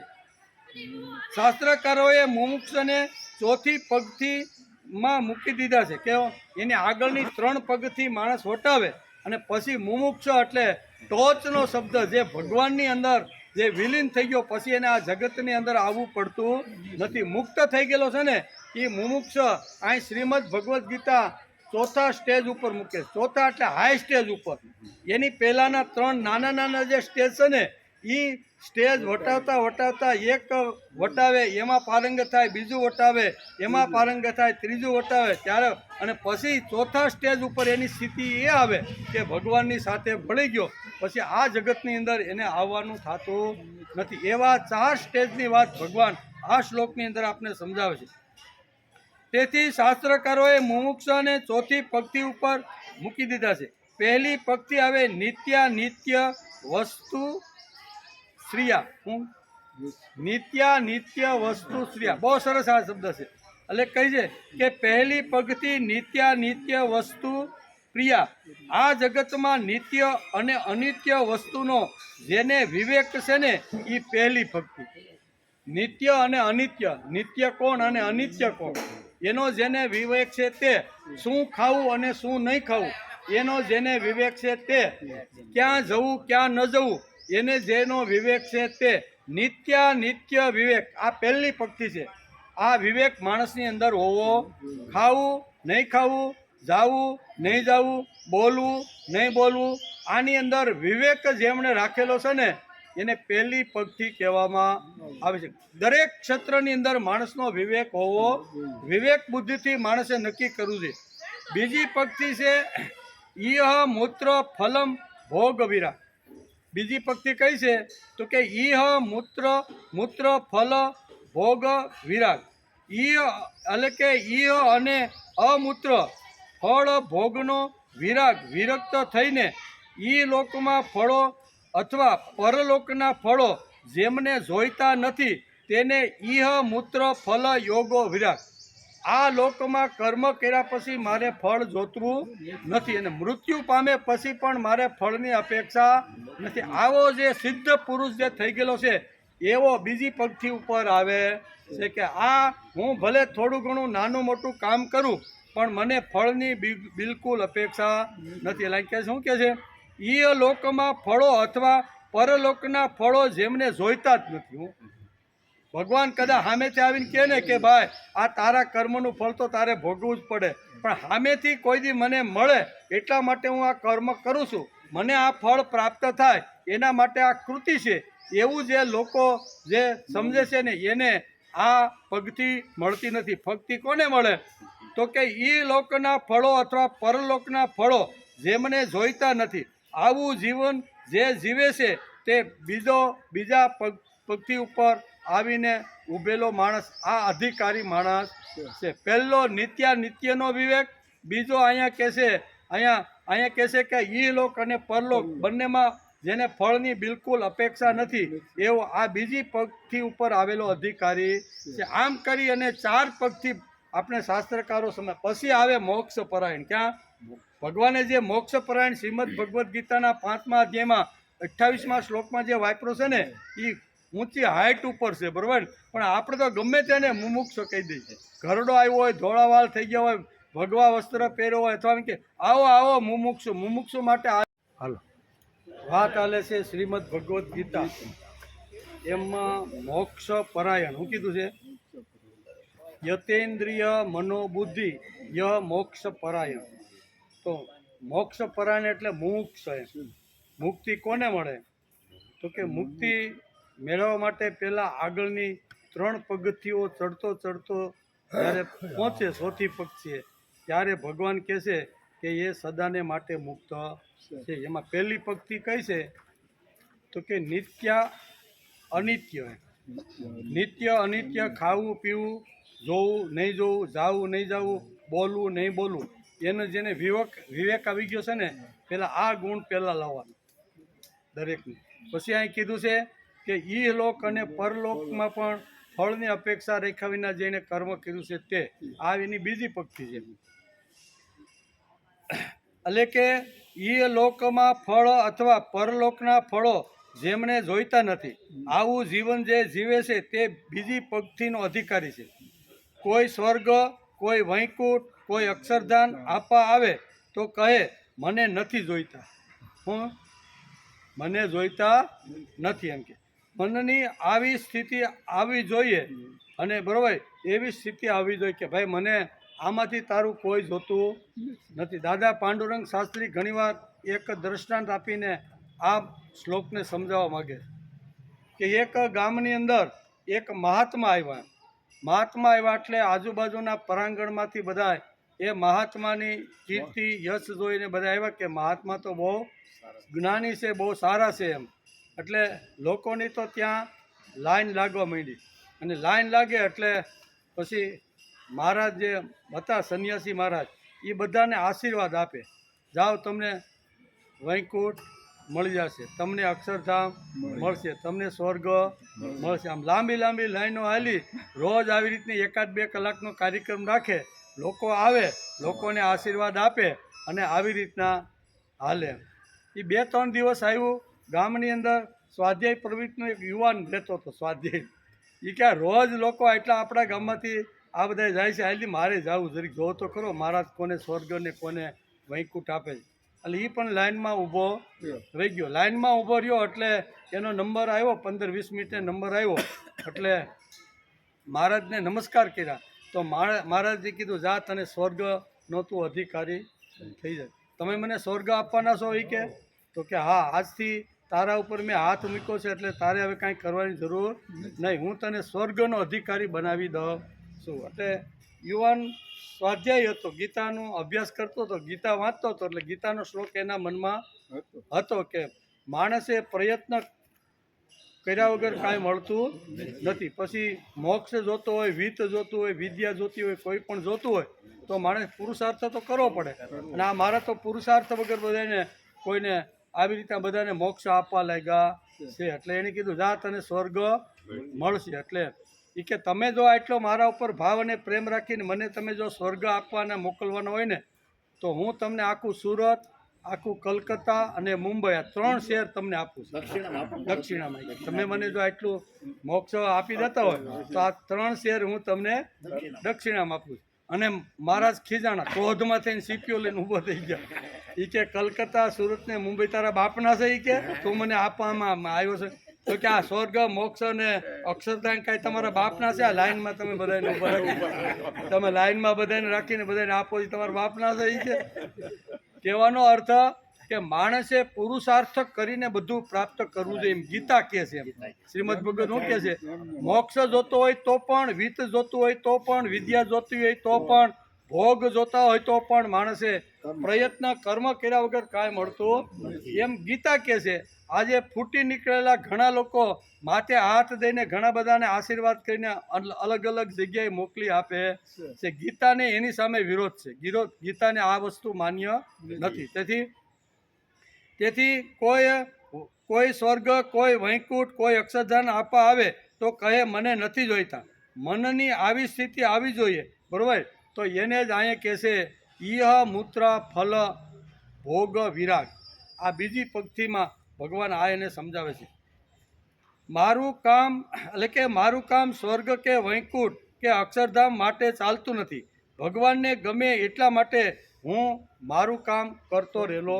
હું કોઈને આશીર્વાદ આપીને કોઈને મોકલતો નથી એવી કહેવાની હિંમત માણસની અંદર હોવી જોઈએ. તારે પુરુષાર્થ કરવાનો, તારે ચિત્ત એકાગ્ર કરીને ભક્તિ કરવાની, કર્મયોગ કરવાનો, જ્ઞાનની ઉપાસના, આ બધા સાધનો દ્વારા તું કરીશ ને તો તને મુક્તિ મળી જશે. એમાં કાંઈ હું તારી માથે હાથ મૂકું એટલે તારો મોક્ષ. એવું આવી કહેવાની જેની હિંમત છે ને તે જ લોકો અહીંયા મુક્ત છે. પણ કહી શકતા બધાને થોડો યશ, કીર્તિ અને મારી મોટાઈ મળે કે ફલાણા મહારાજ આવ્યા હતા અને આપને અક્ષરધામ આપી દીધું. એટલે સસ્તી અને સહેલી મુક્તિ અથવા સહેલું આવી રીતની પ્રતિષ્ઠા અને યશ જોવા માટે ઘણા લોકો આવા ધંધા કરતા હોય છે. તેથી આવી રીતે જેની કામ કરવાની હિંમત છે તે ઇહ મૂત્ર ફલ ભોગ વિરાગ. આ બીજી પંક્તિ અહીંયા શાસ્ત્રકારો સમજાવે છે. ત્રીજી પંક્તિ છે સમ દમાદિ સાધનમ સંપત્તિ. ત્રીજી પંક્તિ કઈ છે? સમ દમાદિ સાધન સંપત્તિ. સમ, દમ, ઉપરી, તિતિક્ષા, શ્રદ્ધા અને સમાધાન આવી રીતના જેમણે ગુણો કેળવાશે એ મુમુક્ષનો અધિકારી થાય. આ મોક્ષનો અધિકારી કોણ? તો કે આ 3 પગથી ઉપર આવીને ઊભો રહે અને પછી ચોથી પંક્તિ અહીં મોક્ષ પરાયણ. શું છે? મોક્ષ પરાયણ એમ ભગવાન આ શ્લોકની અંદર કહે છે. અને તેને જ મોક્ષ પરાયણ કહેવામાં આવે છે. ત્યાં સુધી માણસને મોક્ષ પરાયણ કહેવાય નહીં. આમ ગીતાકા 27મા શ્લોકમાં ભગવાન શું કહે છે? યતેન્દ્રિય મનોર્બુદ્ધિ મુનિ મોક્ષ પરાયણ. મુનિ મોક્ષ પરાયણ આમ ભગવાન આ શ્લોકની અંદર કહે છે. 11 કરવાવાળો મુમુક્ષ નહીં, મંદિરે ખાલી જવાવાળો મુમુક્ષ નહીં, 60 વર્ષ વટાવી ગયો છે, ધોળું સાપરું થઈ ગયું છે, કાળા ગયા છે એટલે મુમુક્ષ નહીં. જેમણે પોતાના જીવનમાં આ 3 વાતોનો વિચાર કર્યો છે અને 3 વાતો જીવનમાં લાવીને જીવવાનો જે પ્રયત્ન કર્યો છે એના માટે કહે છે. શું કહે છે? ક્રોધ વિનાનો થઈ ગયો છે તે મુનિ સદા મુક્ત થઈ ગયેલો છે. એમ ગીતાના આ 28મા શ્લોકમાં છેલ્લી કડીમાં ભગવાન શું કહે છે? એ જ માણસ મુક્ત થઈ ગયો. નિત્ય પછી ઈહલોક અને પરલોકમાં મારે કોઈ ફળની અપેક્ષા નથી. જેણે આવા બધા જે કાંઈ ગુણો છે તિતિક્ષા સહિત એ ગુણો જીવનમાં જેણે લાવવાનો પ્રયત્ન કર્યો છે, આ 3 જેણે પ્રાપ્ત કર્યા છે એ ચોથી પંક્તિ ઉપર આવીને મોક્ષ પરાયણ સુધી પહોંચી જાય છે. એટલે આ બધી પંક્તિ ભગવાને સમજાવી છે. જેમણે પોતાના જીવનમાં 3 વાતોનો વિચાર કરી જીવનમાં આ વાતો લાવવાનો પ્રયત્ન કર્યો છે તે ભગવાન આગળ આ શ્લોકમાં કહે છે કે વિગતે સા ભય ક્રોધા. શું કહે છે? બીજી લીટીમાં પ્રથમ શબ્દ ભગવાને 28મા શ્લોકમાં વાપર્યો. શું આપ્યો? વિગતે સા ભય ક્રોધા. એનો અર્થ થાય છે ઈચ્છા, ભય, ક્રોધ જેના જતા રહ્યા છે તે. ગમે તેવી પરિસ્થિતિ સામે નિર્માણ થાય તો જેના જીવનમાં ક્રોધ બંધ થઈ ગયો છે તે ઈચ્છે, જેના ક્રોધ ઈચ્છા જતા રહ્યા છે તે, જેમણે ઈચ્છા બંધ કરી દીધી, કેવી ઈચ્છા જ બંધ કરી. ભગવાન એટલે તુકારામ છે, નરસિંહ મહેતા છે, એકનાથ છે, આ બધાએ પોતાની ઈચ્છા બંધ કરી દીધી અને એ જ બોલી શકે ભગવાન કરે તે બરોબર છે. આપણા જેવો બોલવા જાય તો દાદાનો જબ્બો પહેરીને 3 વર્ષનો બાળક જો હાલવા જાય તો શું થાય? પડી જાય કે નહીં? દાદાનો જબ્બો એટલે અહીં ભગવાનનું કામ કરતાં કરતાં ટોચ ઉપર ગયેલો જે સાધક છે તે, એ જે બોલે તે અને સામાન્ય માણસ જે બોલે તે, એ બેમાં માણસને ફરક કરતા આવડવો જોઈએ. નરસિંહ મહેતા બોલી શકે બરોબર, એની પત્ની મરી જાય તો એને દુઃખ લાગે નકર તો આંખમાં આંસુડા આવવા જોઈએ ને કે ભગવાન તારી હતી ને તું લઈ ગયો, જેટલા દિવસ મારી સાથે રાખવાની હતી એટલા દિવસ તે મારી સાથે રાખીને સંસાર કરાવ્યો, દીકરાને કદાચ તું લઈ જતો હોઈશ ને તો ભાઈ એટલા દિવસ મને તે અહીંયા ઉછેરવા માટે, પંપાળવા માટે મારા ઉપર વિશ્વાસ રાખીને આવ્યો, આ તારું હતું ને તું લઈ જશો. હવે આ કોણ બોલી શકે? આપણે બોલી શકીએ? આપણે તો 6 મહિના વરહ થાય તો હોગ જાય ને. કેમ બાપા? તો કે વરહ પહેલાં મારા ઘરવાળા વૈયા ગયા ને, પણ એ તો વરહ થઈ ગયું તોય જે આપણા મોઢામાં તો એડિયું પીધેલા મોઢું જ એના જ જેવું હોય. હવે એ બોલે એ અને નરસિંહ મહેતા બોલે એ, ભાંગી ભંજા જંજાલ સુખે ભજશું શ્રી ગોપાલ. આપણી પત્ની મરી જાય તો આપણે બોલી? આપણે તો હોગ આવી જાય. એમાં 13 દિવસ તો રાખી છીએ, પણ એ પછી ઘણા લોકો ઘણી રીતે આવી રીતનું રાખતા હોય છે. એટલે અહીં કહે છે કે જેણે ઈચ્છા બંધ કરી દીધી. કેવા ઈચ્છા? ભગવાનની ઈચ્છા. ભગવાન મને જે ખવડાવે, પીવડાવે, બોલાવે, જ્યાં લઈ જાય, યશ અપાવે, કીર્તિ અપાવે, અથવા ગમે ત્યાં અપકીર્તિ અપાવે, ગધેડા ઉપર બેહાડે તોય કાંઈ વાંધો નહીં. તુકારામ કે કાંઈ વાંધો નહીં. આગલે દિવસે લોકો એનું શરણામત લેતા હતા. કોનું? તુકારામ જેવા મહાપુરુષે રોજ એને ઘેરે જાય, ફૂલ આપે, એના પગનું શરણામત લે અને લોકો નમસ્કાર કરીને ખેતરે ધંધે કે વેપાર ઉપર રોજ આવા મહાત્મા, આવા ભગવાન તુલ્ય તુકારામને રોજ લોકો નમસ્કાર કરતા હતા. બરોબર? રોજ આવી રીતના જેને ભગવાન સમજીને લોકો નમસ્કાર કરતા હોય એની કેટલી ઊંચી હાઈટ ગઈ હોય તો જ જાય ને. બરોબર? પણ બીજે દિવસે એ જ લોકો જે પગે લાગવા આવતા હતા ને, એ જ લોકોએ ગધેડા ઉપર બેહાડ, મુંડન કરાવ્યું, માથે સૂનો સોંપડ્યો અને ખાડાનો હાર પહેરાવ્યો. કેવો? રોજ ફૂલનો હાર પહેરવા માટે લોકો એને આવતા હતા. બીજે દિવસે તુકારામને ખાડાનો હાર પહેરાવી અને ગધેડા ઊંધે માથે ઊંધા બેહેરા પાછા. કેવા? અને પટાક્યા મારીને ગામની બહાર કાઢી નાખ્યા. કોઈ પૂછે છે કે તમારી આટલી સ્થિતિ, કોઈ જાય ને પછી સજ્જન 2-5 માણસ તો એના હોય ને, એને કાઢીને આમ ગામ બહાર મૂકેવા, ત્યારે અમારા બાપા જે હોય 2-3 કે હાલો આપણે જરીક જાય તો ખરા, આવા નહોતા ને આને કેમ આવી સજા થઈ? એટલે કે તમે તો આવું કાંઈ કૃત્ય કર્યું નથી. એમ તમે તો ખરાબ કૃત્ય કોઈ દી કરતા નથી, અમે સાંભળ્યું પણ નથી ને જોયું પણ નથી. તો તમે આ ખરાબ કૃત્ય જે લોકોએ કર્યું છે તમારા ઉપર કેમ લઈ લીધું? અને તમને આવી સ્થિતિમાં આવી રીતના લોકોએ મૂકી દીધા તો તમને કાંઈ દુઃખ નથી થતું?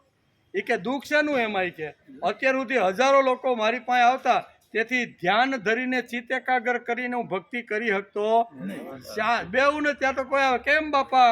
કોઈ નાના મોટા દુઃખ લઈને આવે, કોઈ સમસ્યાઓ લઈને આવે, એનું સમાધાન કરવામાં જ કે હું નવરો રહેતો નહીં. હવે હું અને મારો ભગવાન શું છે, હું પોઝિટિવ વિચાર્યું ને કે હવે અહીં કોઈ આવશે નહીં. બધાને ખબર પડી ગઈ છે કે તુકારામ તો આવો હરામખોર છે, એટલે હવે મારી પાસે કોઈ આવશે નહીં, હું અને મારો ભગવાન. આ લોકો એમ કે ભગવાન તું જે કરાવે, તું જે કરે ને એ મને માન્ય છે. આપણા જેવા કરવા જાય તો શું થાય?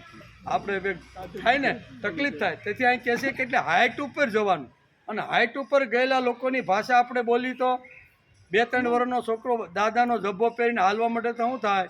પડે, દાંત ભાંગે, મોઢે લોહી લોહાણ થાય કે ન થાય? એટલે આ મોટા હાઇટ ઉપર ગયેલા છે મહાપુરુષો. બરોબર? અને આપણે નાના છીએ, એટલે આપણે એ કર્યું એવું કરવા જાય તો આપણા દાઢ ઓછી થઈ જાય. એમ કે છે કે જેણે ઈચ્છા બંધ કરી, એટલે કે શાસ્ત્રકારોની દ્રષ્ટિથી 2 કાળ છે.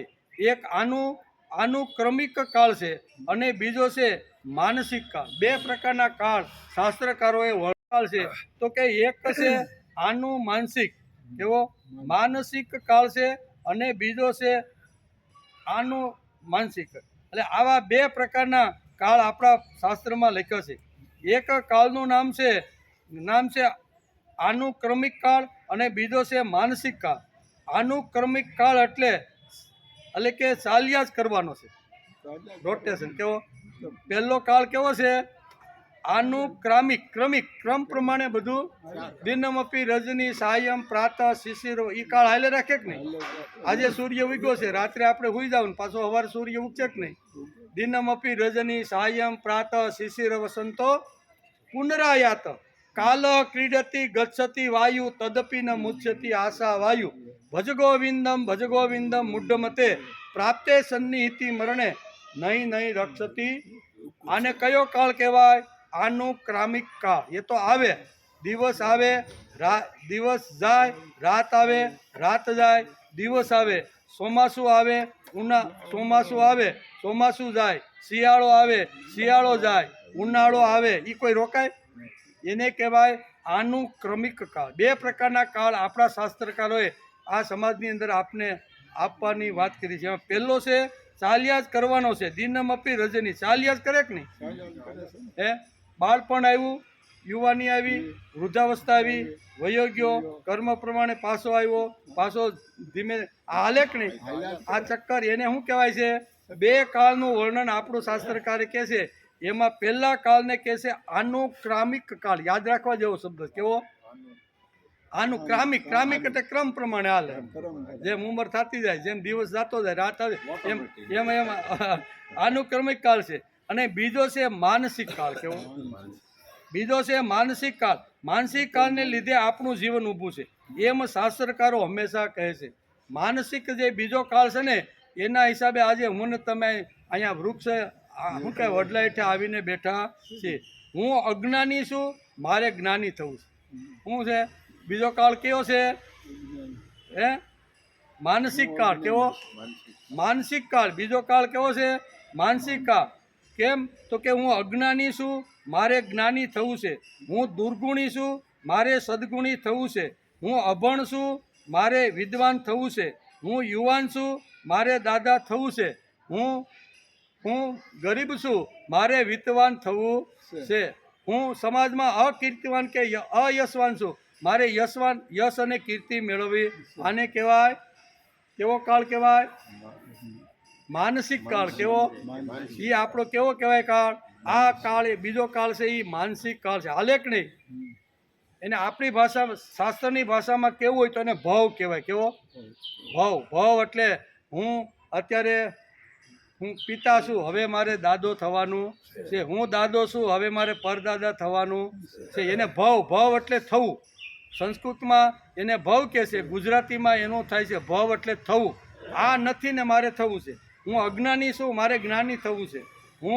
મારી પાસે આવી રીતનું વિત્ત નથી, તો મારે વિત્તવાન થવું છે. બરાબર? મારે આવી રીતનું જે નથી તે થવા માટે એને અહીંયા શાસ્ત્રકારોએ બે પ્રકારના વર્ણન કર્યું છે. તેથી અહીં કહે છે કે હું અશક્ત છું, મારે સશક્ત થવું છે. આ જે થવું છે તેને માનસિક કાળ કહેવામાં આવે છે. એની બહુ મોટી ચર્ચાઓ શાસ્ત્રકારોએ કરી છે અને કર્યા કરે છે. કેવી? શાસ્ત્રકારો આની ખૂબ જ મોટી ચર્ચાઓ કરે છે. એમ કે કેવળ પ્રભુની ઈચ્છા, સ્વેચ્છા, પરેચ્છા એટલે સાંસારિક કેચ્છા અને ઈશ્વરેચ્છા, એમાંથી કઈ ઈચ્છા માન્ય કરવાની? ઘણી પ્રકારની ઈચ્છા હોય. એક તો પ્રભુની ઈચ્છા, બીજું સ્વ ઈચ્છા, મારી ઈચ્છા પ્રમાણે, પર ઈચ્છા, બીજાની ઈચ્છા પ્રમાણે હાલું. પછી શાસક કેસા, શાસન એટલે જે રાજા રાજ કરે છે એ શાસન કે એ ઈચ્છા પ્રમાણે હાલું.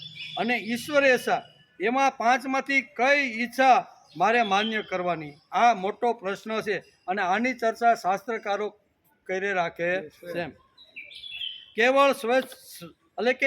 કેવળ સ્વેચ્છા માન્ય કરવાવાળા ભયંકર છે. બે લોકો એ લોકો પોતે ખાડામાં પડે છે અને બીજાઓને ખાડામાં નાખી દે છે. કેવા? તો કે જે પોતે સ્વ ઈચ્છા, મારી ઈચ્છાથી હું કરું, ભગવાનની કે સંસ્કારી સામાજિક સારા લોકોની ઈચ્છા પ્રમાણે હાલું એવું કાંઈ નહીં. મારી ઈચ્છા પ્રમાણે હાલું ભાઈ. હું તો તમારી સામે જ રહું છું, મારે આવવું હોય તો આવું, ન આવવું હોય તો કાંઈ નહીં. કે એમ પણ લોકો કહી દે કે નહીં? આપણે એને કે હાલો નહીં બાપા વડલે, એ કે વડલાની સામે જ રહું છું હું, તમારે મને કાંઈ શિખામણ આપવાની જરૂર નથી. એટલે પોતાની ઈચ્છા પ્રમાણે જે હાલવાવાળા છે એને સ્વ ઈચ્છા કહેવામાં આવે છે. એટલે કેવળ સ્વ ઈચ્છા માન્ય કરવાવાળો ભયંકર છે, અને એ ભયંકર છે એ તો ખાડામાં પડે છે, પણ બીજા લોકોને ખાડામાં પાડશે. બીજાઓને પણ આશીર્વાદ આપતા આપતા બીજાને પણ ખાડામાં નાખી જાય કે નહીં. બેટા તેરા કલ્યાણ હો જાય, બેટા તને સ્વર્ગ મળે, આમ બીજાને પોતે તો ખાડામાં પડવાનો છે, કારણ કે નથી એ આપે છે. જે વસ્તુ શાસ્ત્રને માન્ય નથી, ગીતાને માન્ય નથી ને એ જ એને આપે છે, તો જે એ આપતો એ તો ખાડામાં પડવાનો જ છે. પણ બીજાને ખાડામાં પાડીને નિષ્કામ હું કે કર્મવિહીન બનાવવાનો પ્રયત્ન. હવે બેટા તારે કાંઈ કરવાની જરૂર નથી, મેં તારી ઉપર હાથ મૂકી દીધો એટલે તારું કલ્યાણ કલ્યાણ ને કલ્યાણ. એટલે પોતે ખાડામાં પડ્યો અને બીજાને ખાડામાં નાખવા વાળો. બીજી છે પરેચ્છા, બીજાની ઈચ્છા પ્રમાણે હાલવાવાળો. તે લોકો મૂર્ખ છે, મૂઢ પરમ પ્રત્યયન એવું શાસ્ત્રમાં લખ્યું છે. અને બુદ્ધિ ત્રીજા શાસનકર્તાની ઈચ્છા ચાલવાવાળા. અને ચોથી છે ઈશ્વર ઈચ્છા. શાસનની ઈચ્છાઓ એ પ્રમાણે ઘણા હાલે, ઘણા સ્વ ઈચ્છાની હાલે, ઘણા પરીચ્છાની ઈચ્છાએ ઘણા હાલતા હોય કે નહીં. આપણે ઘણી વાર અહીંયા આવીને કોઈ બીજો ભટકી જાય, પરીચ્છા એટલે કે બીજાને હવે ત્યાં તો રોજનું છે, હાલની આજ મારા ભેગો એ છે ગ્રામ જલેબી ખવડાવી દીધી હોય, કેની ઈચ્છા થઈ? પરેચ્છા. મારે આવું, મારી ઈચ્છાથી હું ઘરમાંથી ઉઠ્યો આવવા માટે આવ્યો, પણ પરીચ્છા વાળો કોઈ રસ્તામાં મળી જાય તો બીજાની ઈચ્છા ભેગો પડી જાય કે નહીં. આ ઈચ્છા પણ ખરાબ, સ્વ ઈચ્છા પણ ખરાબ. પછી શાસકોની જે ઈચ્છા છે એ પ્રમાણે એ પણ થોડુંક ઓછું. તો સારામાં સારી ઈચ્છા કઈ?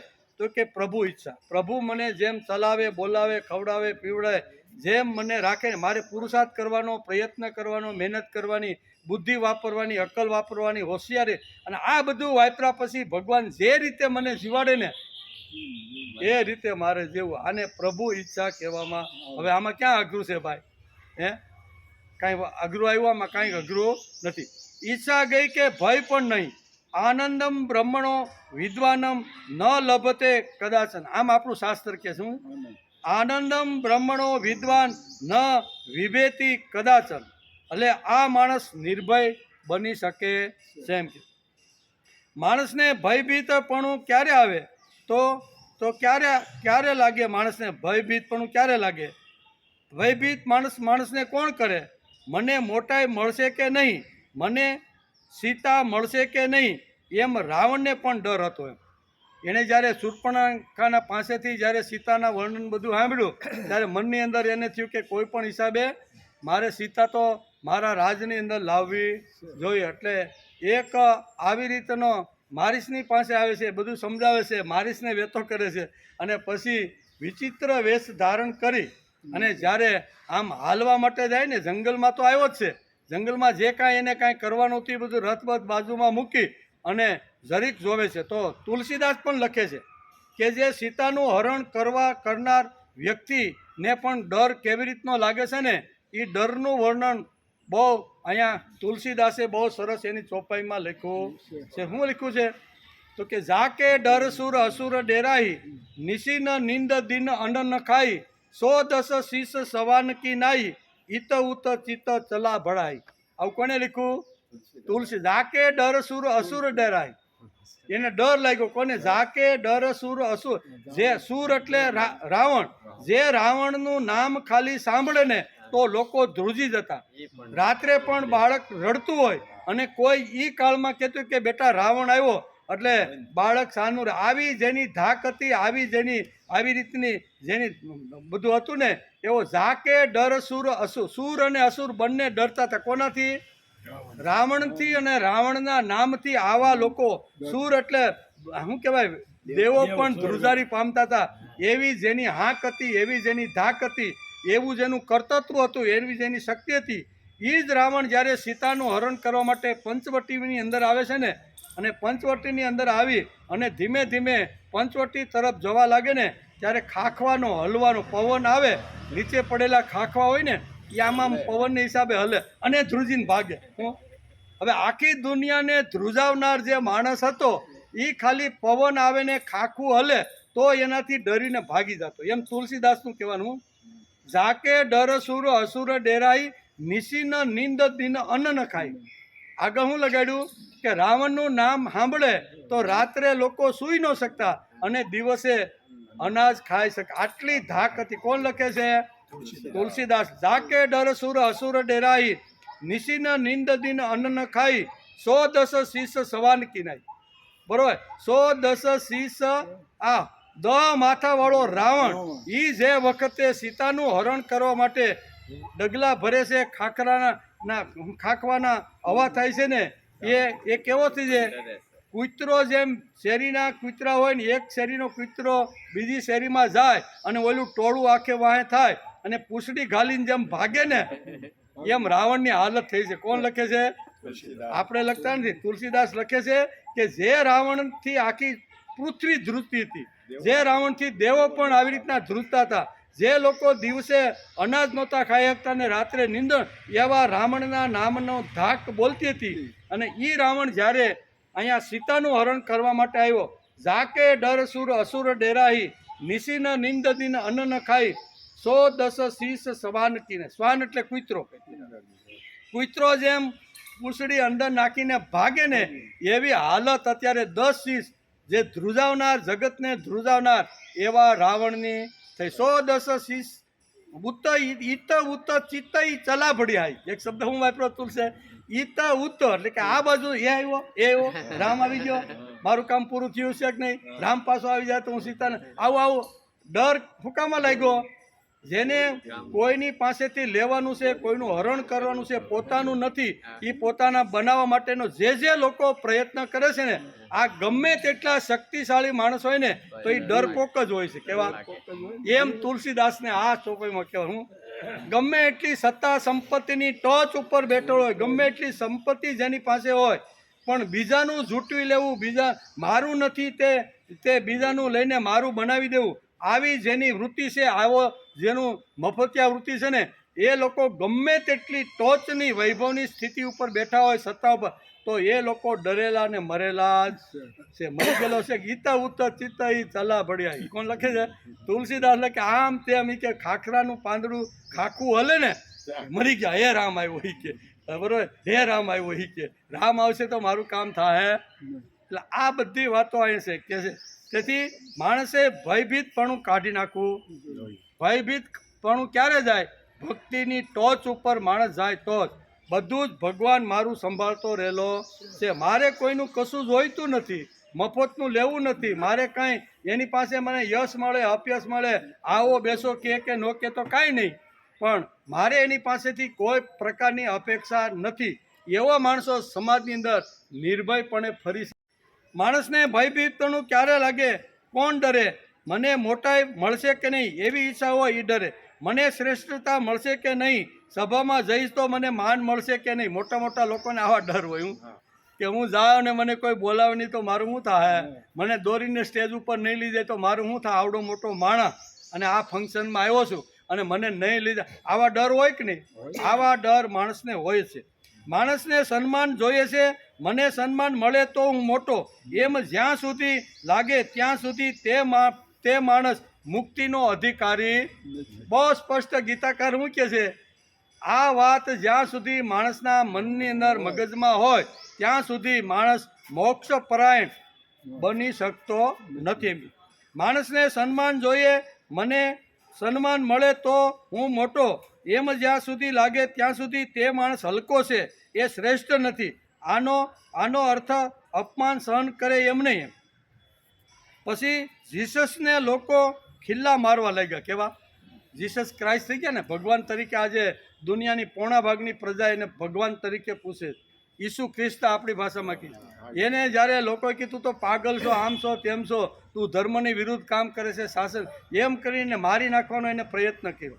અને ખીલા ભીતની આરે ઊભો રાખી આમ, અને પછી ખીલા ખોડી દીધા. ખીલા જ્યારે ખોડતા હતા ત્યારે એને શું કહે છે કે એ લોકો ખીલા મારવા લાગ્યા. ત્યારે તેમણે કહ્યું કે ભગવાન, એ લોકો મૂર્ખ છે. મને જેણે સૂળી ઉપર ચડાવવાનો જે લોકો પ્રયત્ન કરે છે ને, તે લોકો મૂર્ખ છે, છોકરા જેવા છે. તેમને તમે બચાવી લેજો. ભલે મને આવી સજા કરી, પણ તમે એને એવી કોઈ સજા કરતા. જતાં પણ બીજાનું કલ્યાણ કેમ થાય તેથી આજે દુનિયાની પોણા ભાગની પ્રજા, કેટલી 200 દેશ છે આપણા, 200 થી 250 દેશ, કેટલા આપણા ભારત જેવા, અને એની જે વસ્તી જે છે ને એની પોણા ભાગની દુનિયા અત્યારે ઈસુ ખ્રિસ્તને માણે છે. 2000 વર્ષ પહેલા એ જ ઈસુ ખ્રિસ્તને અહીંયા શું કહેવાય દિવાલની સાથે જડી દીધા કે નહીં? એ વખતે એને કોઈ માયનું નહીં, કાંઈ નહીં. હવે એની લોકો પૂજા કરે છે અને ભગવાન તરીકે આવી રીતના કહે છે. તેથી પોતે શું કરે છે તે આ સાંડાળોને ખબર નથી. મને શા માટે અહીંયા સૂળિયા સડાયો ખીલા ઘોકાવીને મને મૃત્યુ સુધી લઈ જાય છે એ આ લોકોને ખબર નથી. પણ તમે ને કોઈ પ્રકારની સજા કરશો નહીં. આ કેના ઈસુ હતા. ભગવાનનો તાલ છોડશો તો સેંકડો લોકોના તાલ ઉપર નાચવું પડશે. તેથી ભગવાનનો તાલ નહીં છોડવાનો. બીજાના તાલે ભલે થોડું ઘણું નાચવું હોય તો નાચો, પણ ભગવાનના તાલ ઉપર મુખ્ય નજર આપણી હોવી જોઈએ પડશે. અડોશી પડોશીના જો તાલ ઉપર નાખશું ને તો ધોળામાંથી કાળા આવે, કાળામાંથી ક્યારે ખલાસ થાય ખબર પડશે. કાકા મામા વેવાય વેવાણ જમાય દીકરો જેમ નચાવે તેમ નાચવું પડે.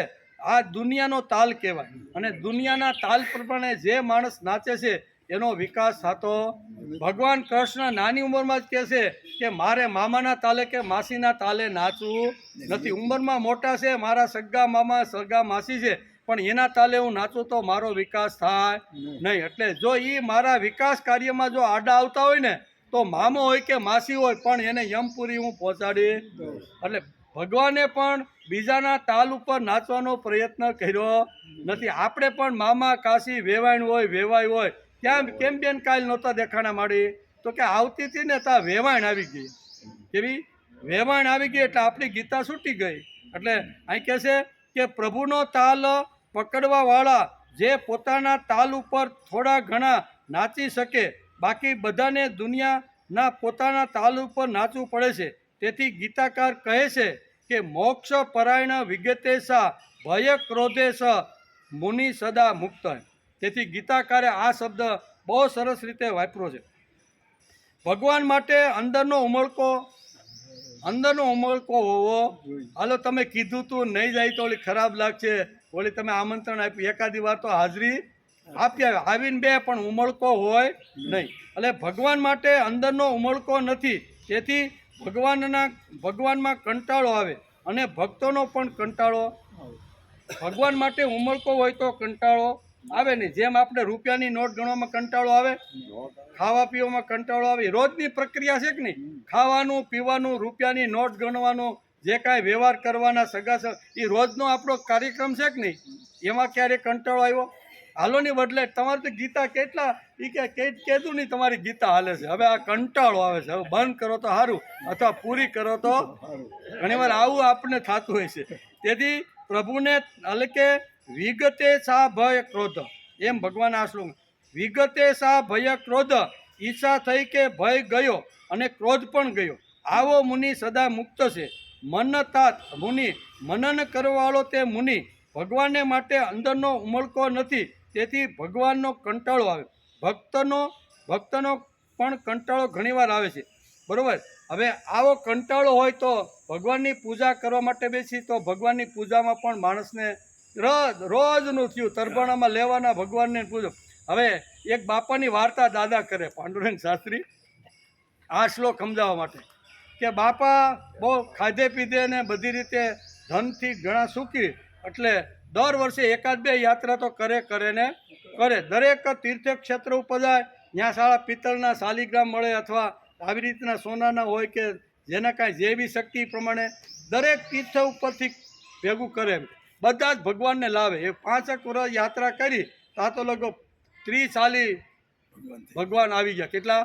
30 સાલી ભગવાન આવ્યા. એટલે રોજ એને બધાને નવડાવવાના, એને બધાને કોરા કરવાના, એને બધાને ચંદન કરવાનું, એને બધાને ભોજન કરવાનું. બાપાનો મોટા ભાગનો સમય આની અંદર પસાર થવા લાગ્યો, કારણ કે 25-30 શાલિગ્રામ આવી જાય. કેટલા? હવે બધા ભગવાન જ્યાં જ્યાં યાત્રા કરવા જાય ત્યાંથી પિત્તળના હારા શાલિગ્રામ જોવે અથવા આવી રીતના કોઈ તો એ લાવે. આમ કરીને કરવા લાગ્યા. પછી બાપાનો અંત સમય આવ્યો. એટલે દીકરાને કીધું કે ભાઈ મેં તો આ પૂજા જાળવી રાખી છે, તારે જાળવવાની. એમ ભલામણ કરી તા બાપાનું પ્રાણ પંખીડું ઉડી ગયું. એટલે દીકરો કે હાલો આ તો આટલા બધા ભગવાનને અને મારે હવે બાપા કહીને ગયા છે એટલે કર્યા વગર છૂટકો નહીં. એટલે રોજ થોડોક વહેલો ઉઠે, બધા ભગવાન 25-30 જે ભગવાન રાખ્યા હતા ને બાપાએ એ બધાને નવડાવે ધોવડાવે, ચંદન કરે, ખવડાવે પીવડાવે, એ બધું કરવા લાગ્યો. એ એકાદ મહિનો હાલ્યું બાપા ગયા પછી તને થયું કે આટલા બધા ભગવાનને આ કંટાળો, આના કરતાં હાલ થોડુંક આમ હવા ફેર થાય તો સારું. એમ કેવો કે આ રોજનું થયું કે આટલા બધા ભગવાનને રોજ નવડાવવાના ધોવડાવવાના, રોજ નવા નવા ભોગ ખવડાવવાના, હવે આ થોડો કંટાળો આવ્યો. એમ થયું કે પછી કે હાલને સાસુને અહીંયા હાયરે જ આવી કે 2 દિવસ 2-3 દી અહીંયા રોકાવ ને તો આ કંટાળો આમાંથી તો મુક્તિ મળે, ઘરે જે કરવું એ કરશે કે. એમ કરીને જમાઈરાજ સાસુને ઘેરે આવ્યા. સાસુને ઘેરે આવ્યા, હાલતા હાલતા જૂના કાળની વાર્તા છે આ. કેવી જૂના કાળની વાર્તા. 2-5 કિલોમીટર હાલવાનું હોય એટલે માણસને પરસેવો લાગે, થાક લાગે. આમ કરતાં કરતાં આવતા આવતા 11:30 થઈ ગયા હારાને ઘેરે. એ જમાઈરાજ આવ્યા 11:30 વાગે ઘેરે. 11:30 વાગે અને માડી તો બેઠા હતા હાસો આમ હોગ્યું મોઢું કરીને હિંચકા ઉપર. એટલે ઓલા જમાઈ કે આ માડીને હોગ્યું, મારી હાહુને શું થયું એમ. અને જમાઈને જોયા ને એટલે માડી તો ખુશ થઈ જાય કે વાહ વાહ આજ મારું કામ પતી જાય કે. ખુશ થઈ ગયા અને એ તો આમ નાચવા માંડ્યા કે. અને 11:30 એક તો ભૂખ લાગી હતી, પાણી પીવાનો તરસે ને. હવે જમાઈ રાજા એના શું કહેવાય શાલિગ્રામનો કંટાળો આવ્યો તો એટલે તો અહીંયા આવ્યા હતા. અને આ હોગ્યું કરીને હાવું બેઠા હતા ને એમાં આનંદમાં આવ્યા. એટલે આનંદમાં આવેલા હાવુને જમાઈ રાજે પૂછ્યું કે હું આવ્યો ત્યારે થોડુંક તમારા ચહેરા ઉપર કાંઈક દુઃખ થયું, હવે તમે આનંદમાં. એ કે સારું થયું ક્યારની કે ઘરના બધાય કામ કરીને થાકી હતી, પણ મારી અહીંયા 25-30 શાલિગ્રામ છે ને તમારા હારા બહાર ગામ ગયા છે એટલે એ નવડાવ્યા ધોવડાવ્યા વગેરે પેડે સારું થયું તમે આવી જાય. હું કે સારું થયું તમે બોલો. શું થયું કંટાળો છોડીને આવ્યો હતો. બોલો હું કરીને આવ્યો તો કંટાળો છોડીને આવ્યો હતો કે 2 દિવસ હારાની ઘરે રહ્યો ને તો આ શાલિગ્રામમાંથી મને મુક્તિ મળે. આમાંથી મુક્તિ મેળવવા આવ્યો તા તો હાસ્ત કરીને બેસી ગયો ખુરશી ઉપર. એને એ કે જે મારે નહોતું કરવાનું ને એ કરવા માટે તો અહીંયા આવ્યો. અને હાહુએ તો મને આ હોપી દીધું કે તમારા હારા બહાર ગયા છે અને આવે એમ લાગતું નથી. એટલે બધાય ભગવાન નવડાવ્યા ધોવડાવીને ચંદન કિરાવીને એમને પીડ્યા છે કે. એટલે જમાઈ વિચાર કરે છે કરવું હું, ભૂખ તો લાગેલી છે, 11:30 થઈ ગયા. અને સાસુ કે હાલો હું રસોઈ બનાવી નાખું ને ત્યાં સુધી બધા શાલિગ્રામને ધોવડાવીને ચંદન બંદન લગાડીને તમે આવો. એમ વાર્તા બહુ સરસ છે, આગળ મજા આવશે. પછી એ તો નવડાવા ભગવાનને બધાને ભેગા કર્યા. એ કે આટલા બધા ભગવાને 11:30 ત્યાં ભૂખ લાગી છે અને હવે આને એકને નવડાવું, તરભાણિયામાં મૂકું, માથે સ્નાન કરાવવું, બરોબર આ બધું કરું, કેટલી બધી વાર લાગે. એટલે એને ડોલમાં ભર્યા બધા ભગવાન. કેવા એક ડોલ હતી ને એ ડોલમાં ભગવાન રામ ને કૃષ્ણ ને શિવ ને જે કાંઈ ભગવાન બધા હતા ને એ ભગવાન ડોલમાં ભર્યા. ડોલમાં ભરી અને એ તો ગામમાં કૂવો હતો એટલે કે હાલ ને ત્યાં નવડાવી આવું બધા. એટલે એ તો દોરીને ડોલ લઈને જમાઈ રાત કૂવા પાસે આવ્યા. શીસણીએ શીશા બરોબર 2-5 વાર આમ કર્યું એટલે ભગવાને બધાએ નાહી લીધું. નાહી અને આવી અને ફટોફટ એણે એ કે હવે આ બધાને ચંદન લગાડવું ને આમ બધું કરવું ને એ કેટલી બધી વાર લાગે, હજી બધાને રૂવાને આમ તેમ બધું કરવું. એના કરતાં ભસ્મ લગાડી દો. એમ કરીને ભસ્મ થોડીક પીડી હતી ને બધાય ભગવાન ઉપર આમાં ભગવાન ઉપર સાટી દીધી. સાટીને સાસુબા જમવાનું તૈયાર થઈ ગયું કે હા આવી જાઓ જમાઈ રહ્યા. રોટલી બરોબર તૈયાર થઈ ગઈ છે. જમાઈ જમવા બેઠા એટલે સાહુને એમ થયું કે આ જમાઈ રાજે તો આ શાલિગ્રામને બરોબર હરખા તો કર્યા છે ને, જરીક તપાસ કરવા ભગવાનના રૂમમાં તો જાઓ. એ ભગવાનના રૂમમાં આવ્યા ને ત્યાં તો શાલિગ્રામ આમ તેમ આડાહવડા પીડ્યા હતા અને બધા ઉપર ભભૂતિ લગાડી લીધી. એટલે આ જમાઈ રાજ તમે આ શું કર્યું? એ કે આ ભભૂતિ કેમ લગાડી, ચંદન કેમ કોઈને લગાડ્યું નહીં? કે આવું તમે શું કર્યું કે અધૂરું કામ? એ કે સાસુબા વાત એમ છે ને એ કે હું જ્યારે ડોલ લઈને એ કે જ્યારે ભગવાન બધાને શાલિગ્રામને કૂવામાં નવડાવવામાં ગયો ને એવા એક ભગવાન ડૂબકું મારીને અંદર પડી ગયા એટલે મરી ગયા. હવે મરી ગયા હોય સૂતક લાગે એટલે સંદન કરાય કોઈ નહીં કે એટલે મેં કોઈને સંદન કર્યું. હું કે ડોલમાંથી એક ભગવાન હતા ને એ ખાબકા ઓલો ડેડકો જેમ કૂવામાં ખાબકે ને હવે એ ભગવાન ગયા. એ કે હવે એ ભગવાન ગયા એટલે આ બધા એના જ બધા વારસદાર કહેવાય ને એટલે એને સૂતક લાગે કે નહીં? કહેવાનો અર્થ કે ભક્તિ માર્ગની અંદર માણસને કંટાળો આવવો જોઈએ નહીં. ન કંટાળો આવે તો જ માણસ પ્રભુ પ્રીતિને પ્રાપ્ત થઈ જાય છે. એટલે આ બધી વાતો સમજાવવાનો પ્રયત્ન કર્યો છે. એટલે ટાઈમ થઈ ગયો છે એવું ટાઈમ ઉપર થઈ ગયો ને. એટલે આ બધી વાતો આપણે સમજવાનો આજે આપણે પ્રયત્ન 28મા શ્લોકમાં હસતા રમતા મોક્ષ પરાયણ સુધી કેમ પહોંચી શકાય એના દ્રષ્ટાંતો દ્વારા અને તત્વજ્ઞાન દ્વારા આપણે સમજવાનો પ્રયત્ન કર્યો. આવતીકાલે આપણે આવીશું ત્યારે આ અધ્યાયનો છેલ્લો શ્લોક 29 બરાબર, એનો વિચાર આપણે આવતીકાલે